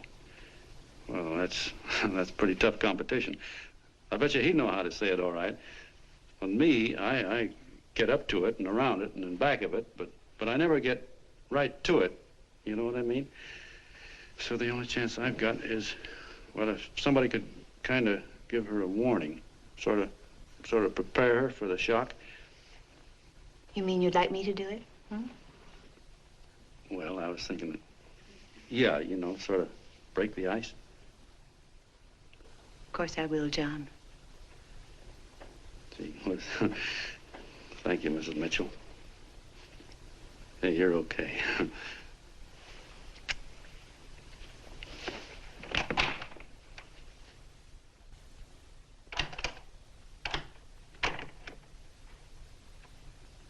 This John Doe meeting's going to be one of the biggest things that ever happened. Why, they're coming from all over. Trains, boxcars, wagons. Look out!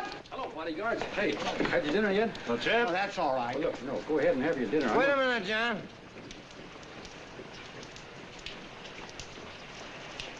Hello, Mr. Connell. How are you, John? John, I want to have a little talk with you. What's the matter? Are you falling? Come here. Hey, boss. Oh, quiet.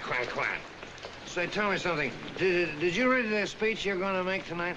No, I never read the speeches before I make them. I get more of a kick out of it that way. Uh-huh. It's just exactly what I thought. Beanie, go on down to the office, tell Pop to give you the speech. There's a copy on my desk. Gee whiz, boss, you know Mr. Norton told me not to leave him, not even for a minute. Go on. We'll be at Jim's bar up the street. You're a nice guy, John. I like you. You're gentle. I always like gentle people. Me, I'm hard. Hard and tough. I got a use for hard people. Gotta be gentle to suit me. Like you, for instance.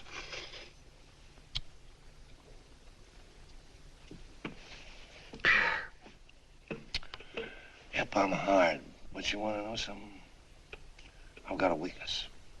Never guess that, would you? Well, I have. Want to know what it is? Star-Spangled Banner. Screw you, huh? Well, maybe it is, but play the Star-Spangled Banner. I'm a sucker for it. Always gets me right here. Know what I mean? Yeah, it gets me right back here. Oh, back there, huh? Well, every man to his own taste. You weren't old enough. You weren't old enough for the World War, were you, Jim? No, of course not. No, you must have been just kidding. I was just ripe and raring to go. You know what my old man did when I joined up? He joined up, too. Got to be a sergeant. And here's a kick for you. We were in the same outfit. Funny, huh? Hmm?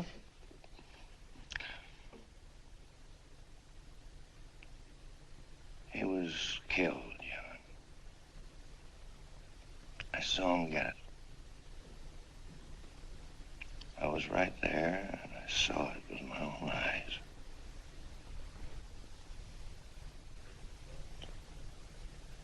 Me, I came out without a scratch. That is, excepting my ulcers.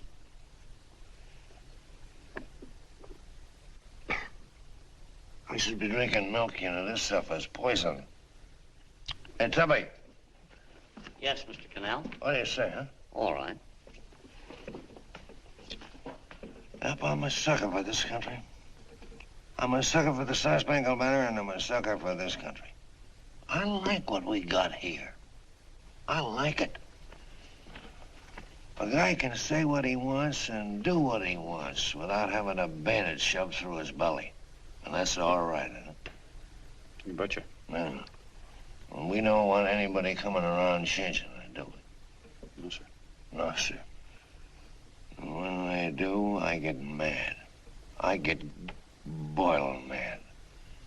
And right now, John, I'm sizzling. I get mad for a lot of other guys besides myself. I get mad for a guy named Washington, and a guy named Jefferson, and Lincoln. Lighthouses, John. Lighthouses in a foggy world. You know what I mean? Yeah, you bet. Listen, pal, this fifth column stuff is pretty rotten, isn't it? Yeah, it certainly is. And you'd feel like an awful sucker if you found yourself marching right in the middle of it, wouldn't you? You. Of course, you wouldn't know it because you're gentle. But that's what you're doing. You're mixed up with a skunk, my boy. A no-good, dangerous skunk. Say, you're not talking about Mr. Norton, are you? I'm not talking about his grandfather's pet poodle. You must be wrong, Mr. Cannell. Because he's been marvelous about the John Doe clubs. Yeah? Say, you're sold on this John Doe idea, aren't you? Sure. Sure. I don't blame you. So am I. It's a beautiful miracle. A miracle that can only happen right here in the good old USA. And I think it's terrific. What do you think of that? Me, hard-boiled Cannell, and I think it's plenty terrific. All right. Now, supposing a certain unmentionable worm whose initials are DB was trying to use that to shove his way into the White House so he could put the screws on, so he could turn out the lights in those lighthouses. What would you say about that, huh? Nobody's going to do that, Mr. Cannell. They can't use the John Doe clubs for politics. That's the main idea. Is that so? Then what's a big political boss like Hammer doing in town? And a labor leader like Bennett? And a lot of other big shots are up at DB's house right now. Wolves, John. Wolves. Waiting to cut up the John Does. Wait till you get a gander at the speech you're gonna make tonight. You're all wet. Miss Mitchell writes those speeches. Nobody can make her write that kind of stuff. They can't, huh? Who do you think writes them? My Aunt Emma? I know she writes them. And gets a big bonus for doing them, too. A mink coat and a diamond bracelet. Don't write them. Why, that gold-grabbing dame would double-cross her own mother for a handful of Chinese yen. Shut up. If you weren't drunk, I'd... Hey, boss. Here's the speech, boss. Hey. Go on and read it, John, and then start sucking. Hey, wait a minute, Mr. Doe. Tubby? Yes, sir. Better bring me a glass of milk. I'm smoking too much. Yes, Charlie? Got everything all set? Fine. John Doe been taken care of? Good. How many people do you think will be there? 15,000? Oh, my, that's fine. Now, listen, Charlie. As soon as John Doe stops talking about me, I want you to start that demonstration. And make it a big one, you understand? Don't worry about that, DB. My boys are there. They'll take care of it. What? Yes, I'll be there 15 minutes after I get your call. Why, Mr. Doe. Where are they? In the dining room, sir.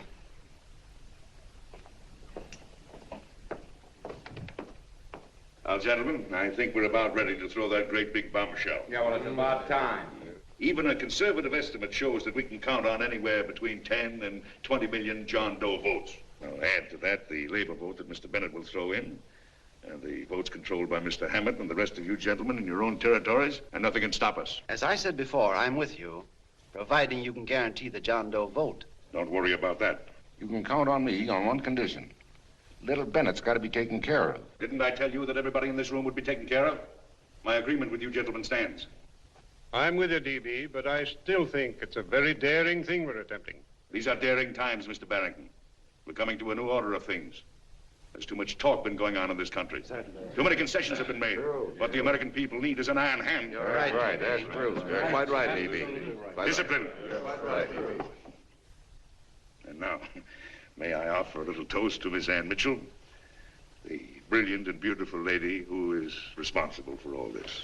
Miss Mr. Norton, I'd like to talk to you alone for a minute. Oh, Miss Mitchell has something to say to us. That's fine.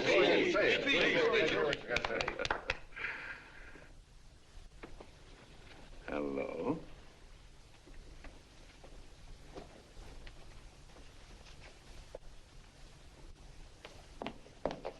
John, I'm so glad to see you.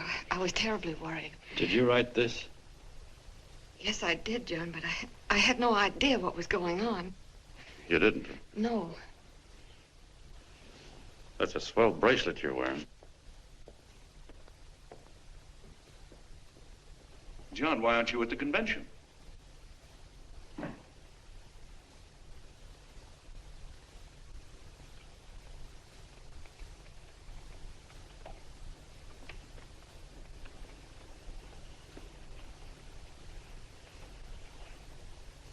Is there anything wrong? No, nothing's wrong. Everything's fine. So there's going to be a new order of things, huh? Everybody's going to cut himself a nice fat slice of the John Does, eh? You forgot one detail, Mr. Big Shot. You forgot me, the prize stooge of the world. Why, if you or anybody else thinks he's going to use the John Doe clubs for his own rotten purpose, he's going to have to do it over my dead body. Oh, hold on a minute, young man. Hold on. That's rather big talk. I started the John Doe clubs with my money. And I'll decide whether or not they're being properly used. No, you won't. You're through deciding anything. And what's more, I'm going down to that convention and I'm going to tell those people exactly what you and all your fine feathered friends here are trying to cook up for them. And I'm going to say it in my own words this time. Stop it, baby. You ruined us, Stevie. Wait a minute, fella. My uncle wants to talk to you. Listen to me, my son. Before you lose your head completely, may I remind you that I picked you up out of the gutter and I can throw you right back there again? You've got a nerve accusing people of things. These gentlemen and I know what's best for the John Does of America, regardless of what tramps like you think. Get off that righteous horse of yours and come to your senses. You're the fake. We believe in what we're doing. You're the one that was paid the 30 pieces of silver. Have you forgotten that? Well, I haven't. You're a fake John Doe, and I can prove it. You're the big hero that's supposed to jump off tall buildings and things. Do you remember? What do you suppose your precious John Does will say when they find out that you never had any intention of doing it, that you were being paid to say so? You're lucky they didn't run you out of the country.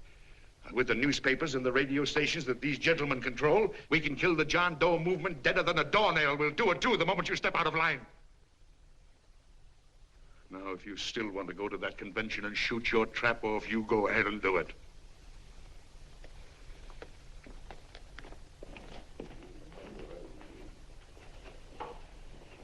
You mean to tell me you'd try to kill the John Doe movement if you can't use it to get what you want?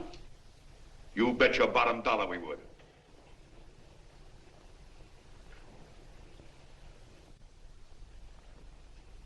Well, that certainly is a new low.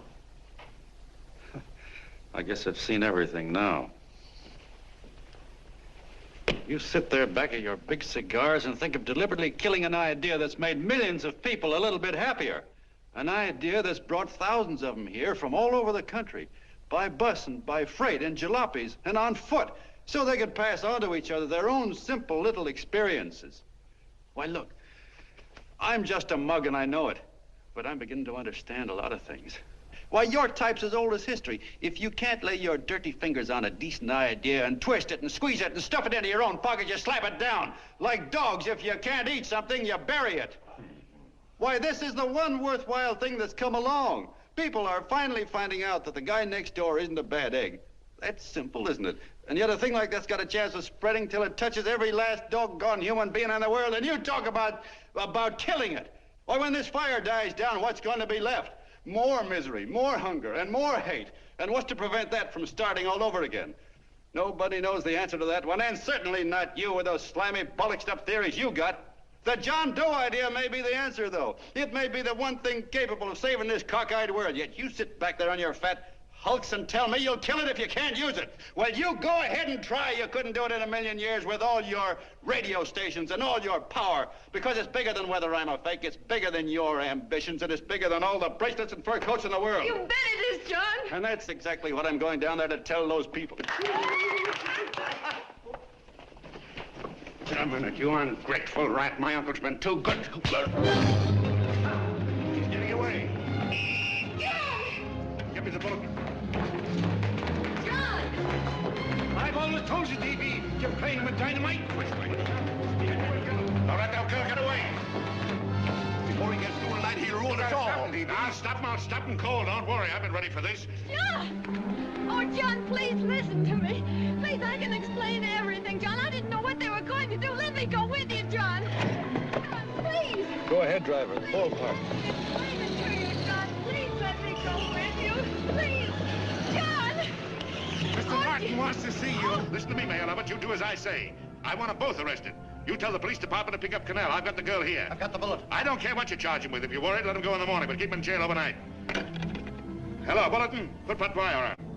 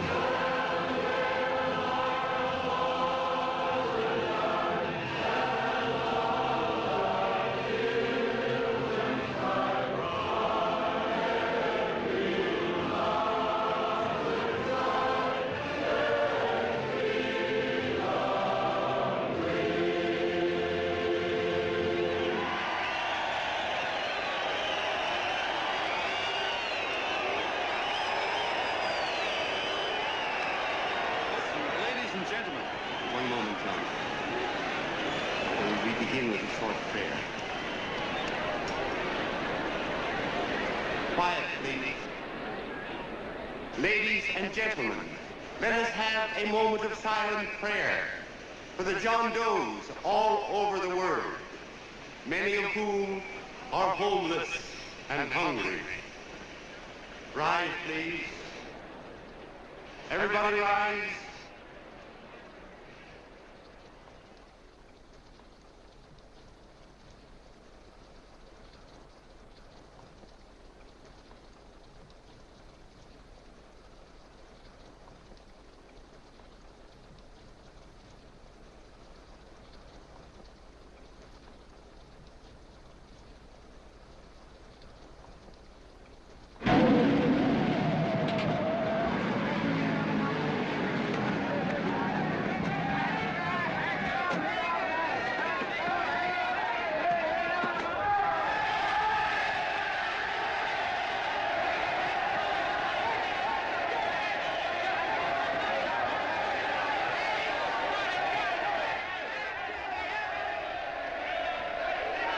Newsboys.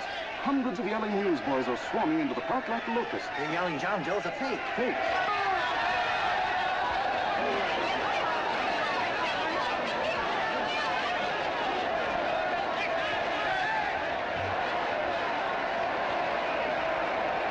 General investigation urged by Chamber of Commerce. How could he be a fake? There must be some kind of a gag. A what? A gag. A gag.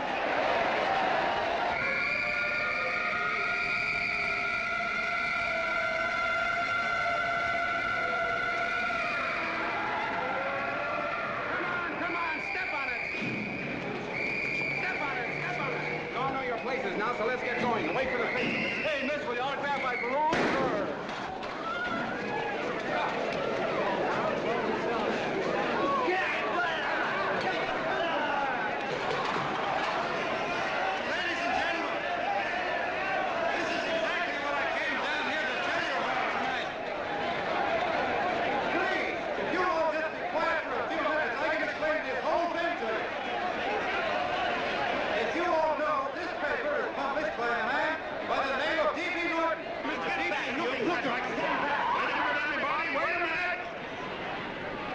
Wait a minute, ladies and gentlemen.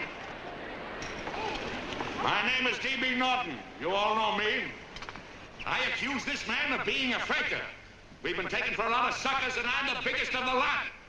I spent a fortune backing this man in what I believe to be a sincere and worthy cause, just as you all did. And now I find out it's nothing but a cheap racket cooked up by him and 2 of my employees for the sole purpose of collecting dues from John Does all over the country. That's a lie. It's not a lie. Nickels and dimes to stuff into their own pockets. You can read all about it in the newspapers there. That's a lie. Listen, Let him don't go of me. believe what... This man had no intention of jumping off the top of a building. He was paid to say so. Do you deny that? That's got nothing to do with it. Were you paid for it or weren't you? Yes, I was paid, but there And happened... what about the suicide note? You didn't write that either. What difference Did you write it or didn't you? No, I didn't write it. Now, you bet your life you didn't. You look in your papers, ladies and gentlemen, and you'll find Miss Nixon's signed confession that she was the one who wrote it. Listen, folks, it's a fact that I didn't write the letter. There, you see, he admits it. You're a fake John Doe. Now, for what you have done to all these good people, they ought to run you out of the country. And I hope they do it.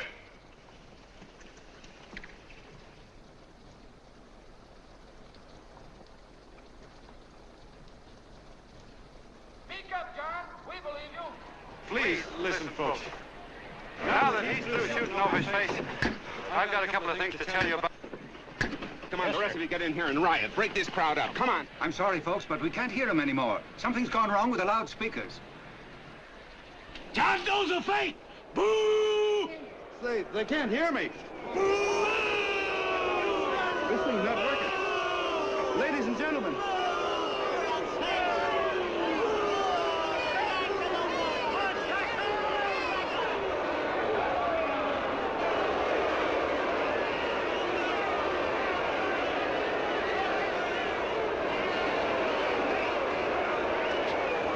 This thing's bigger than whether I'm a fake. Look, Kirk, you believe me, don't you? Sure. I believe you. Walking my legs off, digging up 5,000 signatures for a phony. Well, there you are, Mr. Doe. 5,000 names asking you not to jump off any roof. It makes no difference, Bert. The idea's still good. We don't have to give up our club. Yeah, well, you can have it. They're starting to throw things. Somebody's going to get hurt. I'm afraid it'll be John Doe. Listen to that mob. I've got to go to him. All right, lady. Hey, let you out. Let me go. I want to go to him. Oh, please. Please let me go. They're crucifying him. I can help him. Sorry, sister, we got orders to hold. Orders from who? Can't you see it's a framer? And oh, mother, they won't let me go. They won't let me go. Listen, folks. You gotta listen to me, everybody. Back to the jungle, you hobo! Just another racket. Stick to your clubs. We've been fed baloney so long, we're getting used to it.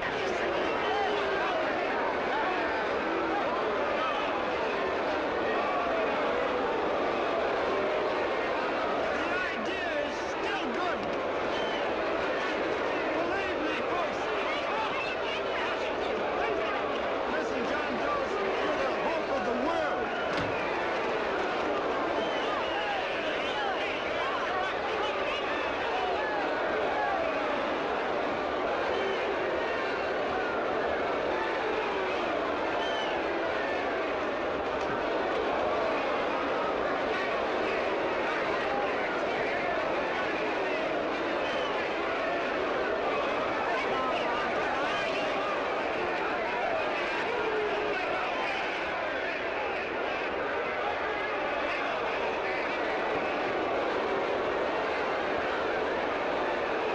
He's finally managed to get him out of the park. But if that boy isn't hurt, it'll be a miracle. Ladies and gentlemen, this certainly looks like the end of the John Doe movement. Well, boys, you can chalk up another one to the Pontius Pilates.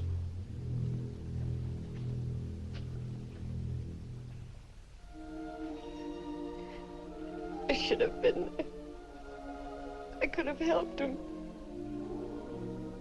He was so all alone. A lot of us are going to be mighty ashamed of ourselves after tonight. We certainly didn't give that man much of a chance.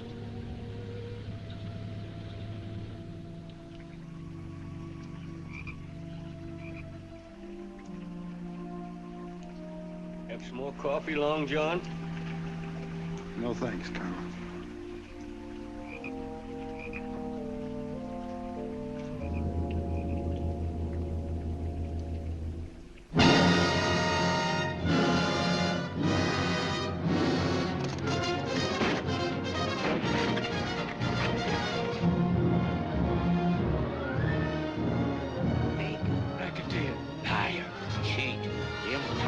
Why don't you jump? Christmas Eve at midnight.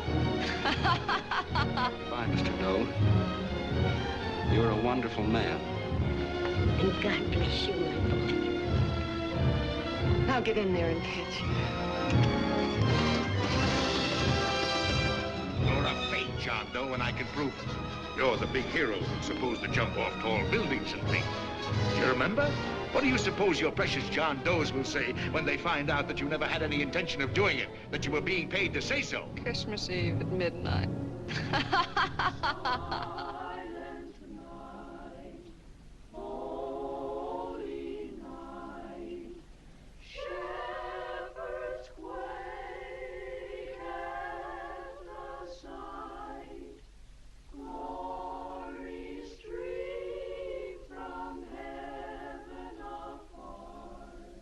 Merry Christmas, son. Merry Christmas.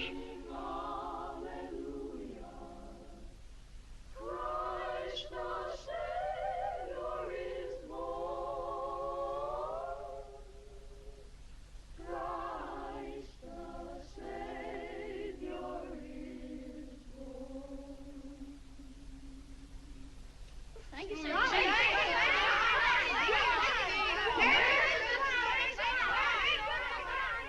Who? John Doe. Is that screwball still around? Dame's been calling all day. Sure, I know. Yeah, at midnight, huh? Okay, lady. We'll have the place surrounded with nets. They're laughing at me.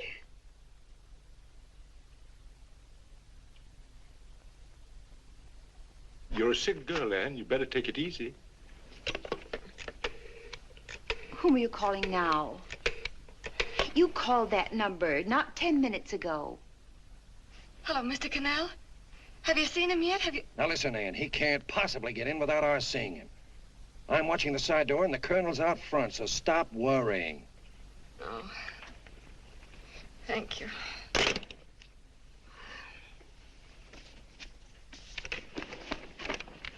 What, Ann? Anne, don't be foolish.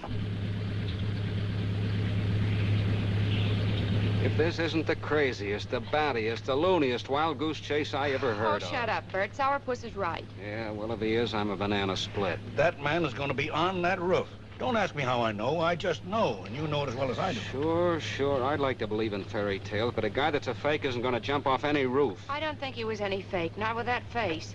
And anyway, what he stood for wasn't a fake. Okay, honey, okay.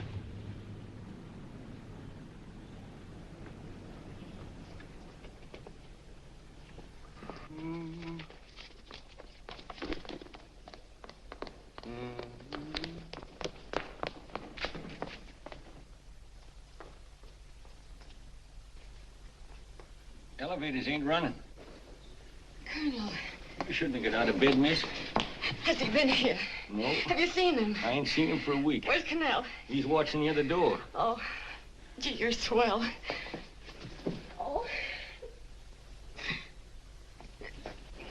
No sense in going up there. I've been here for hours. He ain't here. Let me go, will you?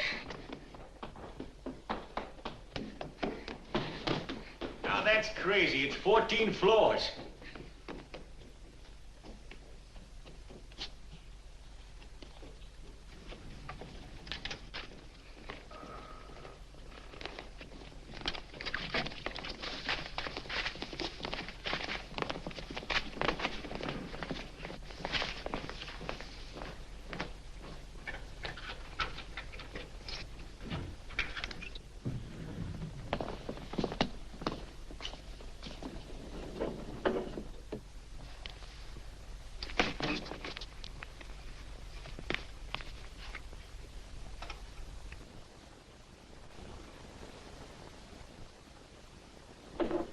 As far as the elevator goes, we gotta walk up to the tower.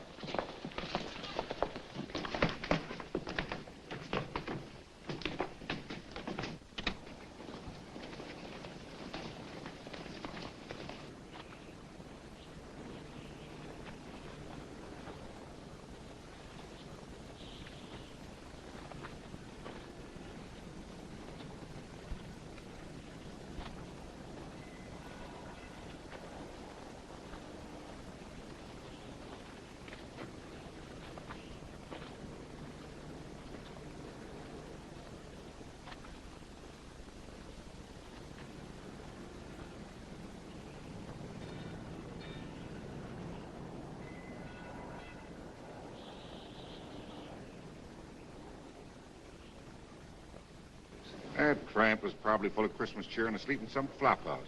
Let's go. I've got to decorate my tree.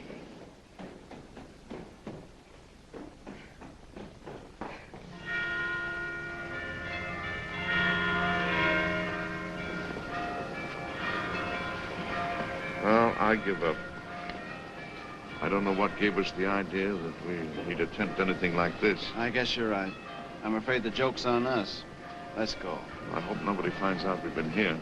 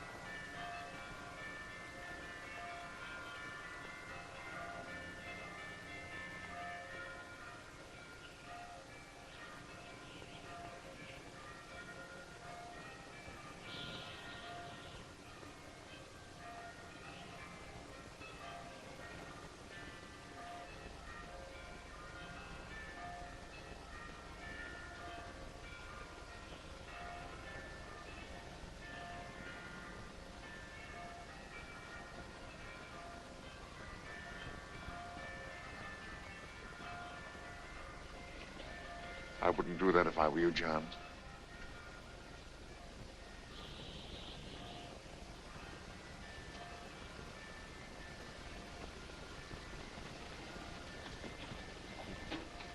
It'll do you no good. The mayor has policemen downstairs with instructions to remove all marks of identification you may have on your person. You'll be buried in Potter's Field and you will have accomplished nothing.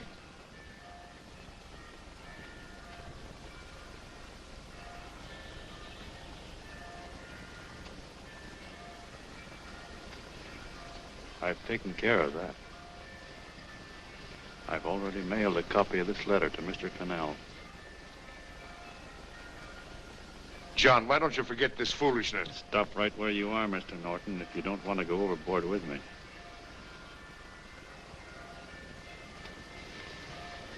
I'm glad you gentlemen are here. You killed the John Doe movement, all right. But you're going to see it born all over again.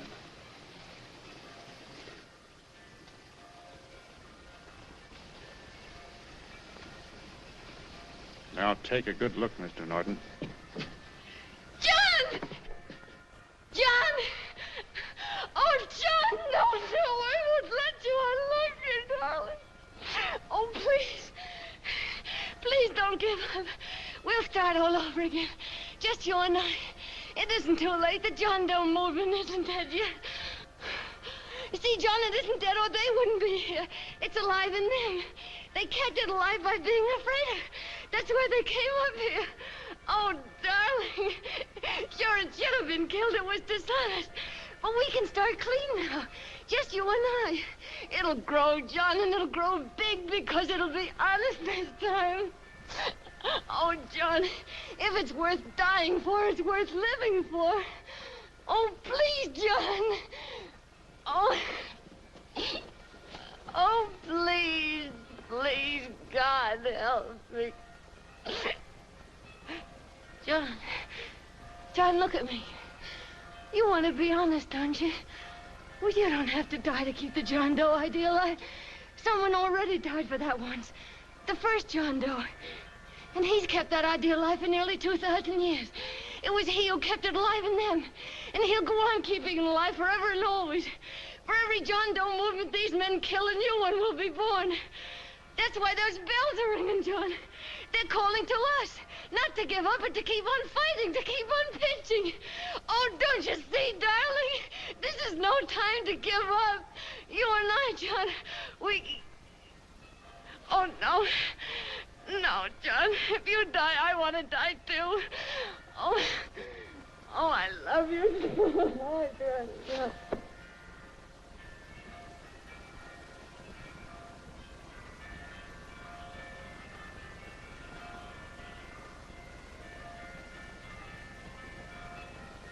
Mr. Doe, you don't have to...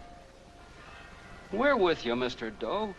We just lost our heads and acted like a mob. What Bert's trying to say is that we need you, Mr. Doe. There were a lot of us that didn't believe what that man said. We were going to start up our John Doe Club again, whether we saw you or not. Weren't we, Bert? And there were a lot of others that were going to do the same thing.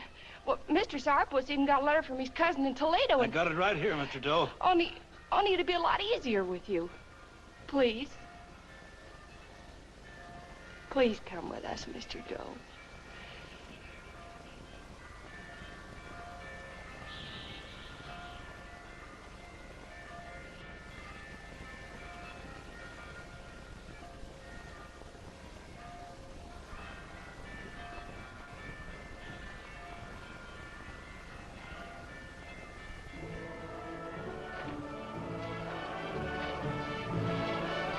Long John. Mr. Doe. Here, we'll help you with it. She'll be all right. Mr. Doe, take her right down to the car. And right up. Oh, look, we got a car right down to her. They are, Norton, the people. Try and lick that.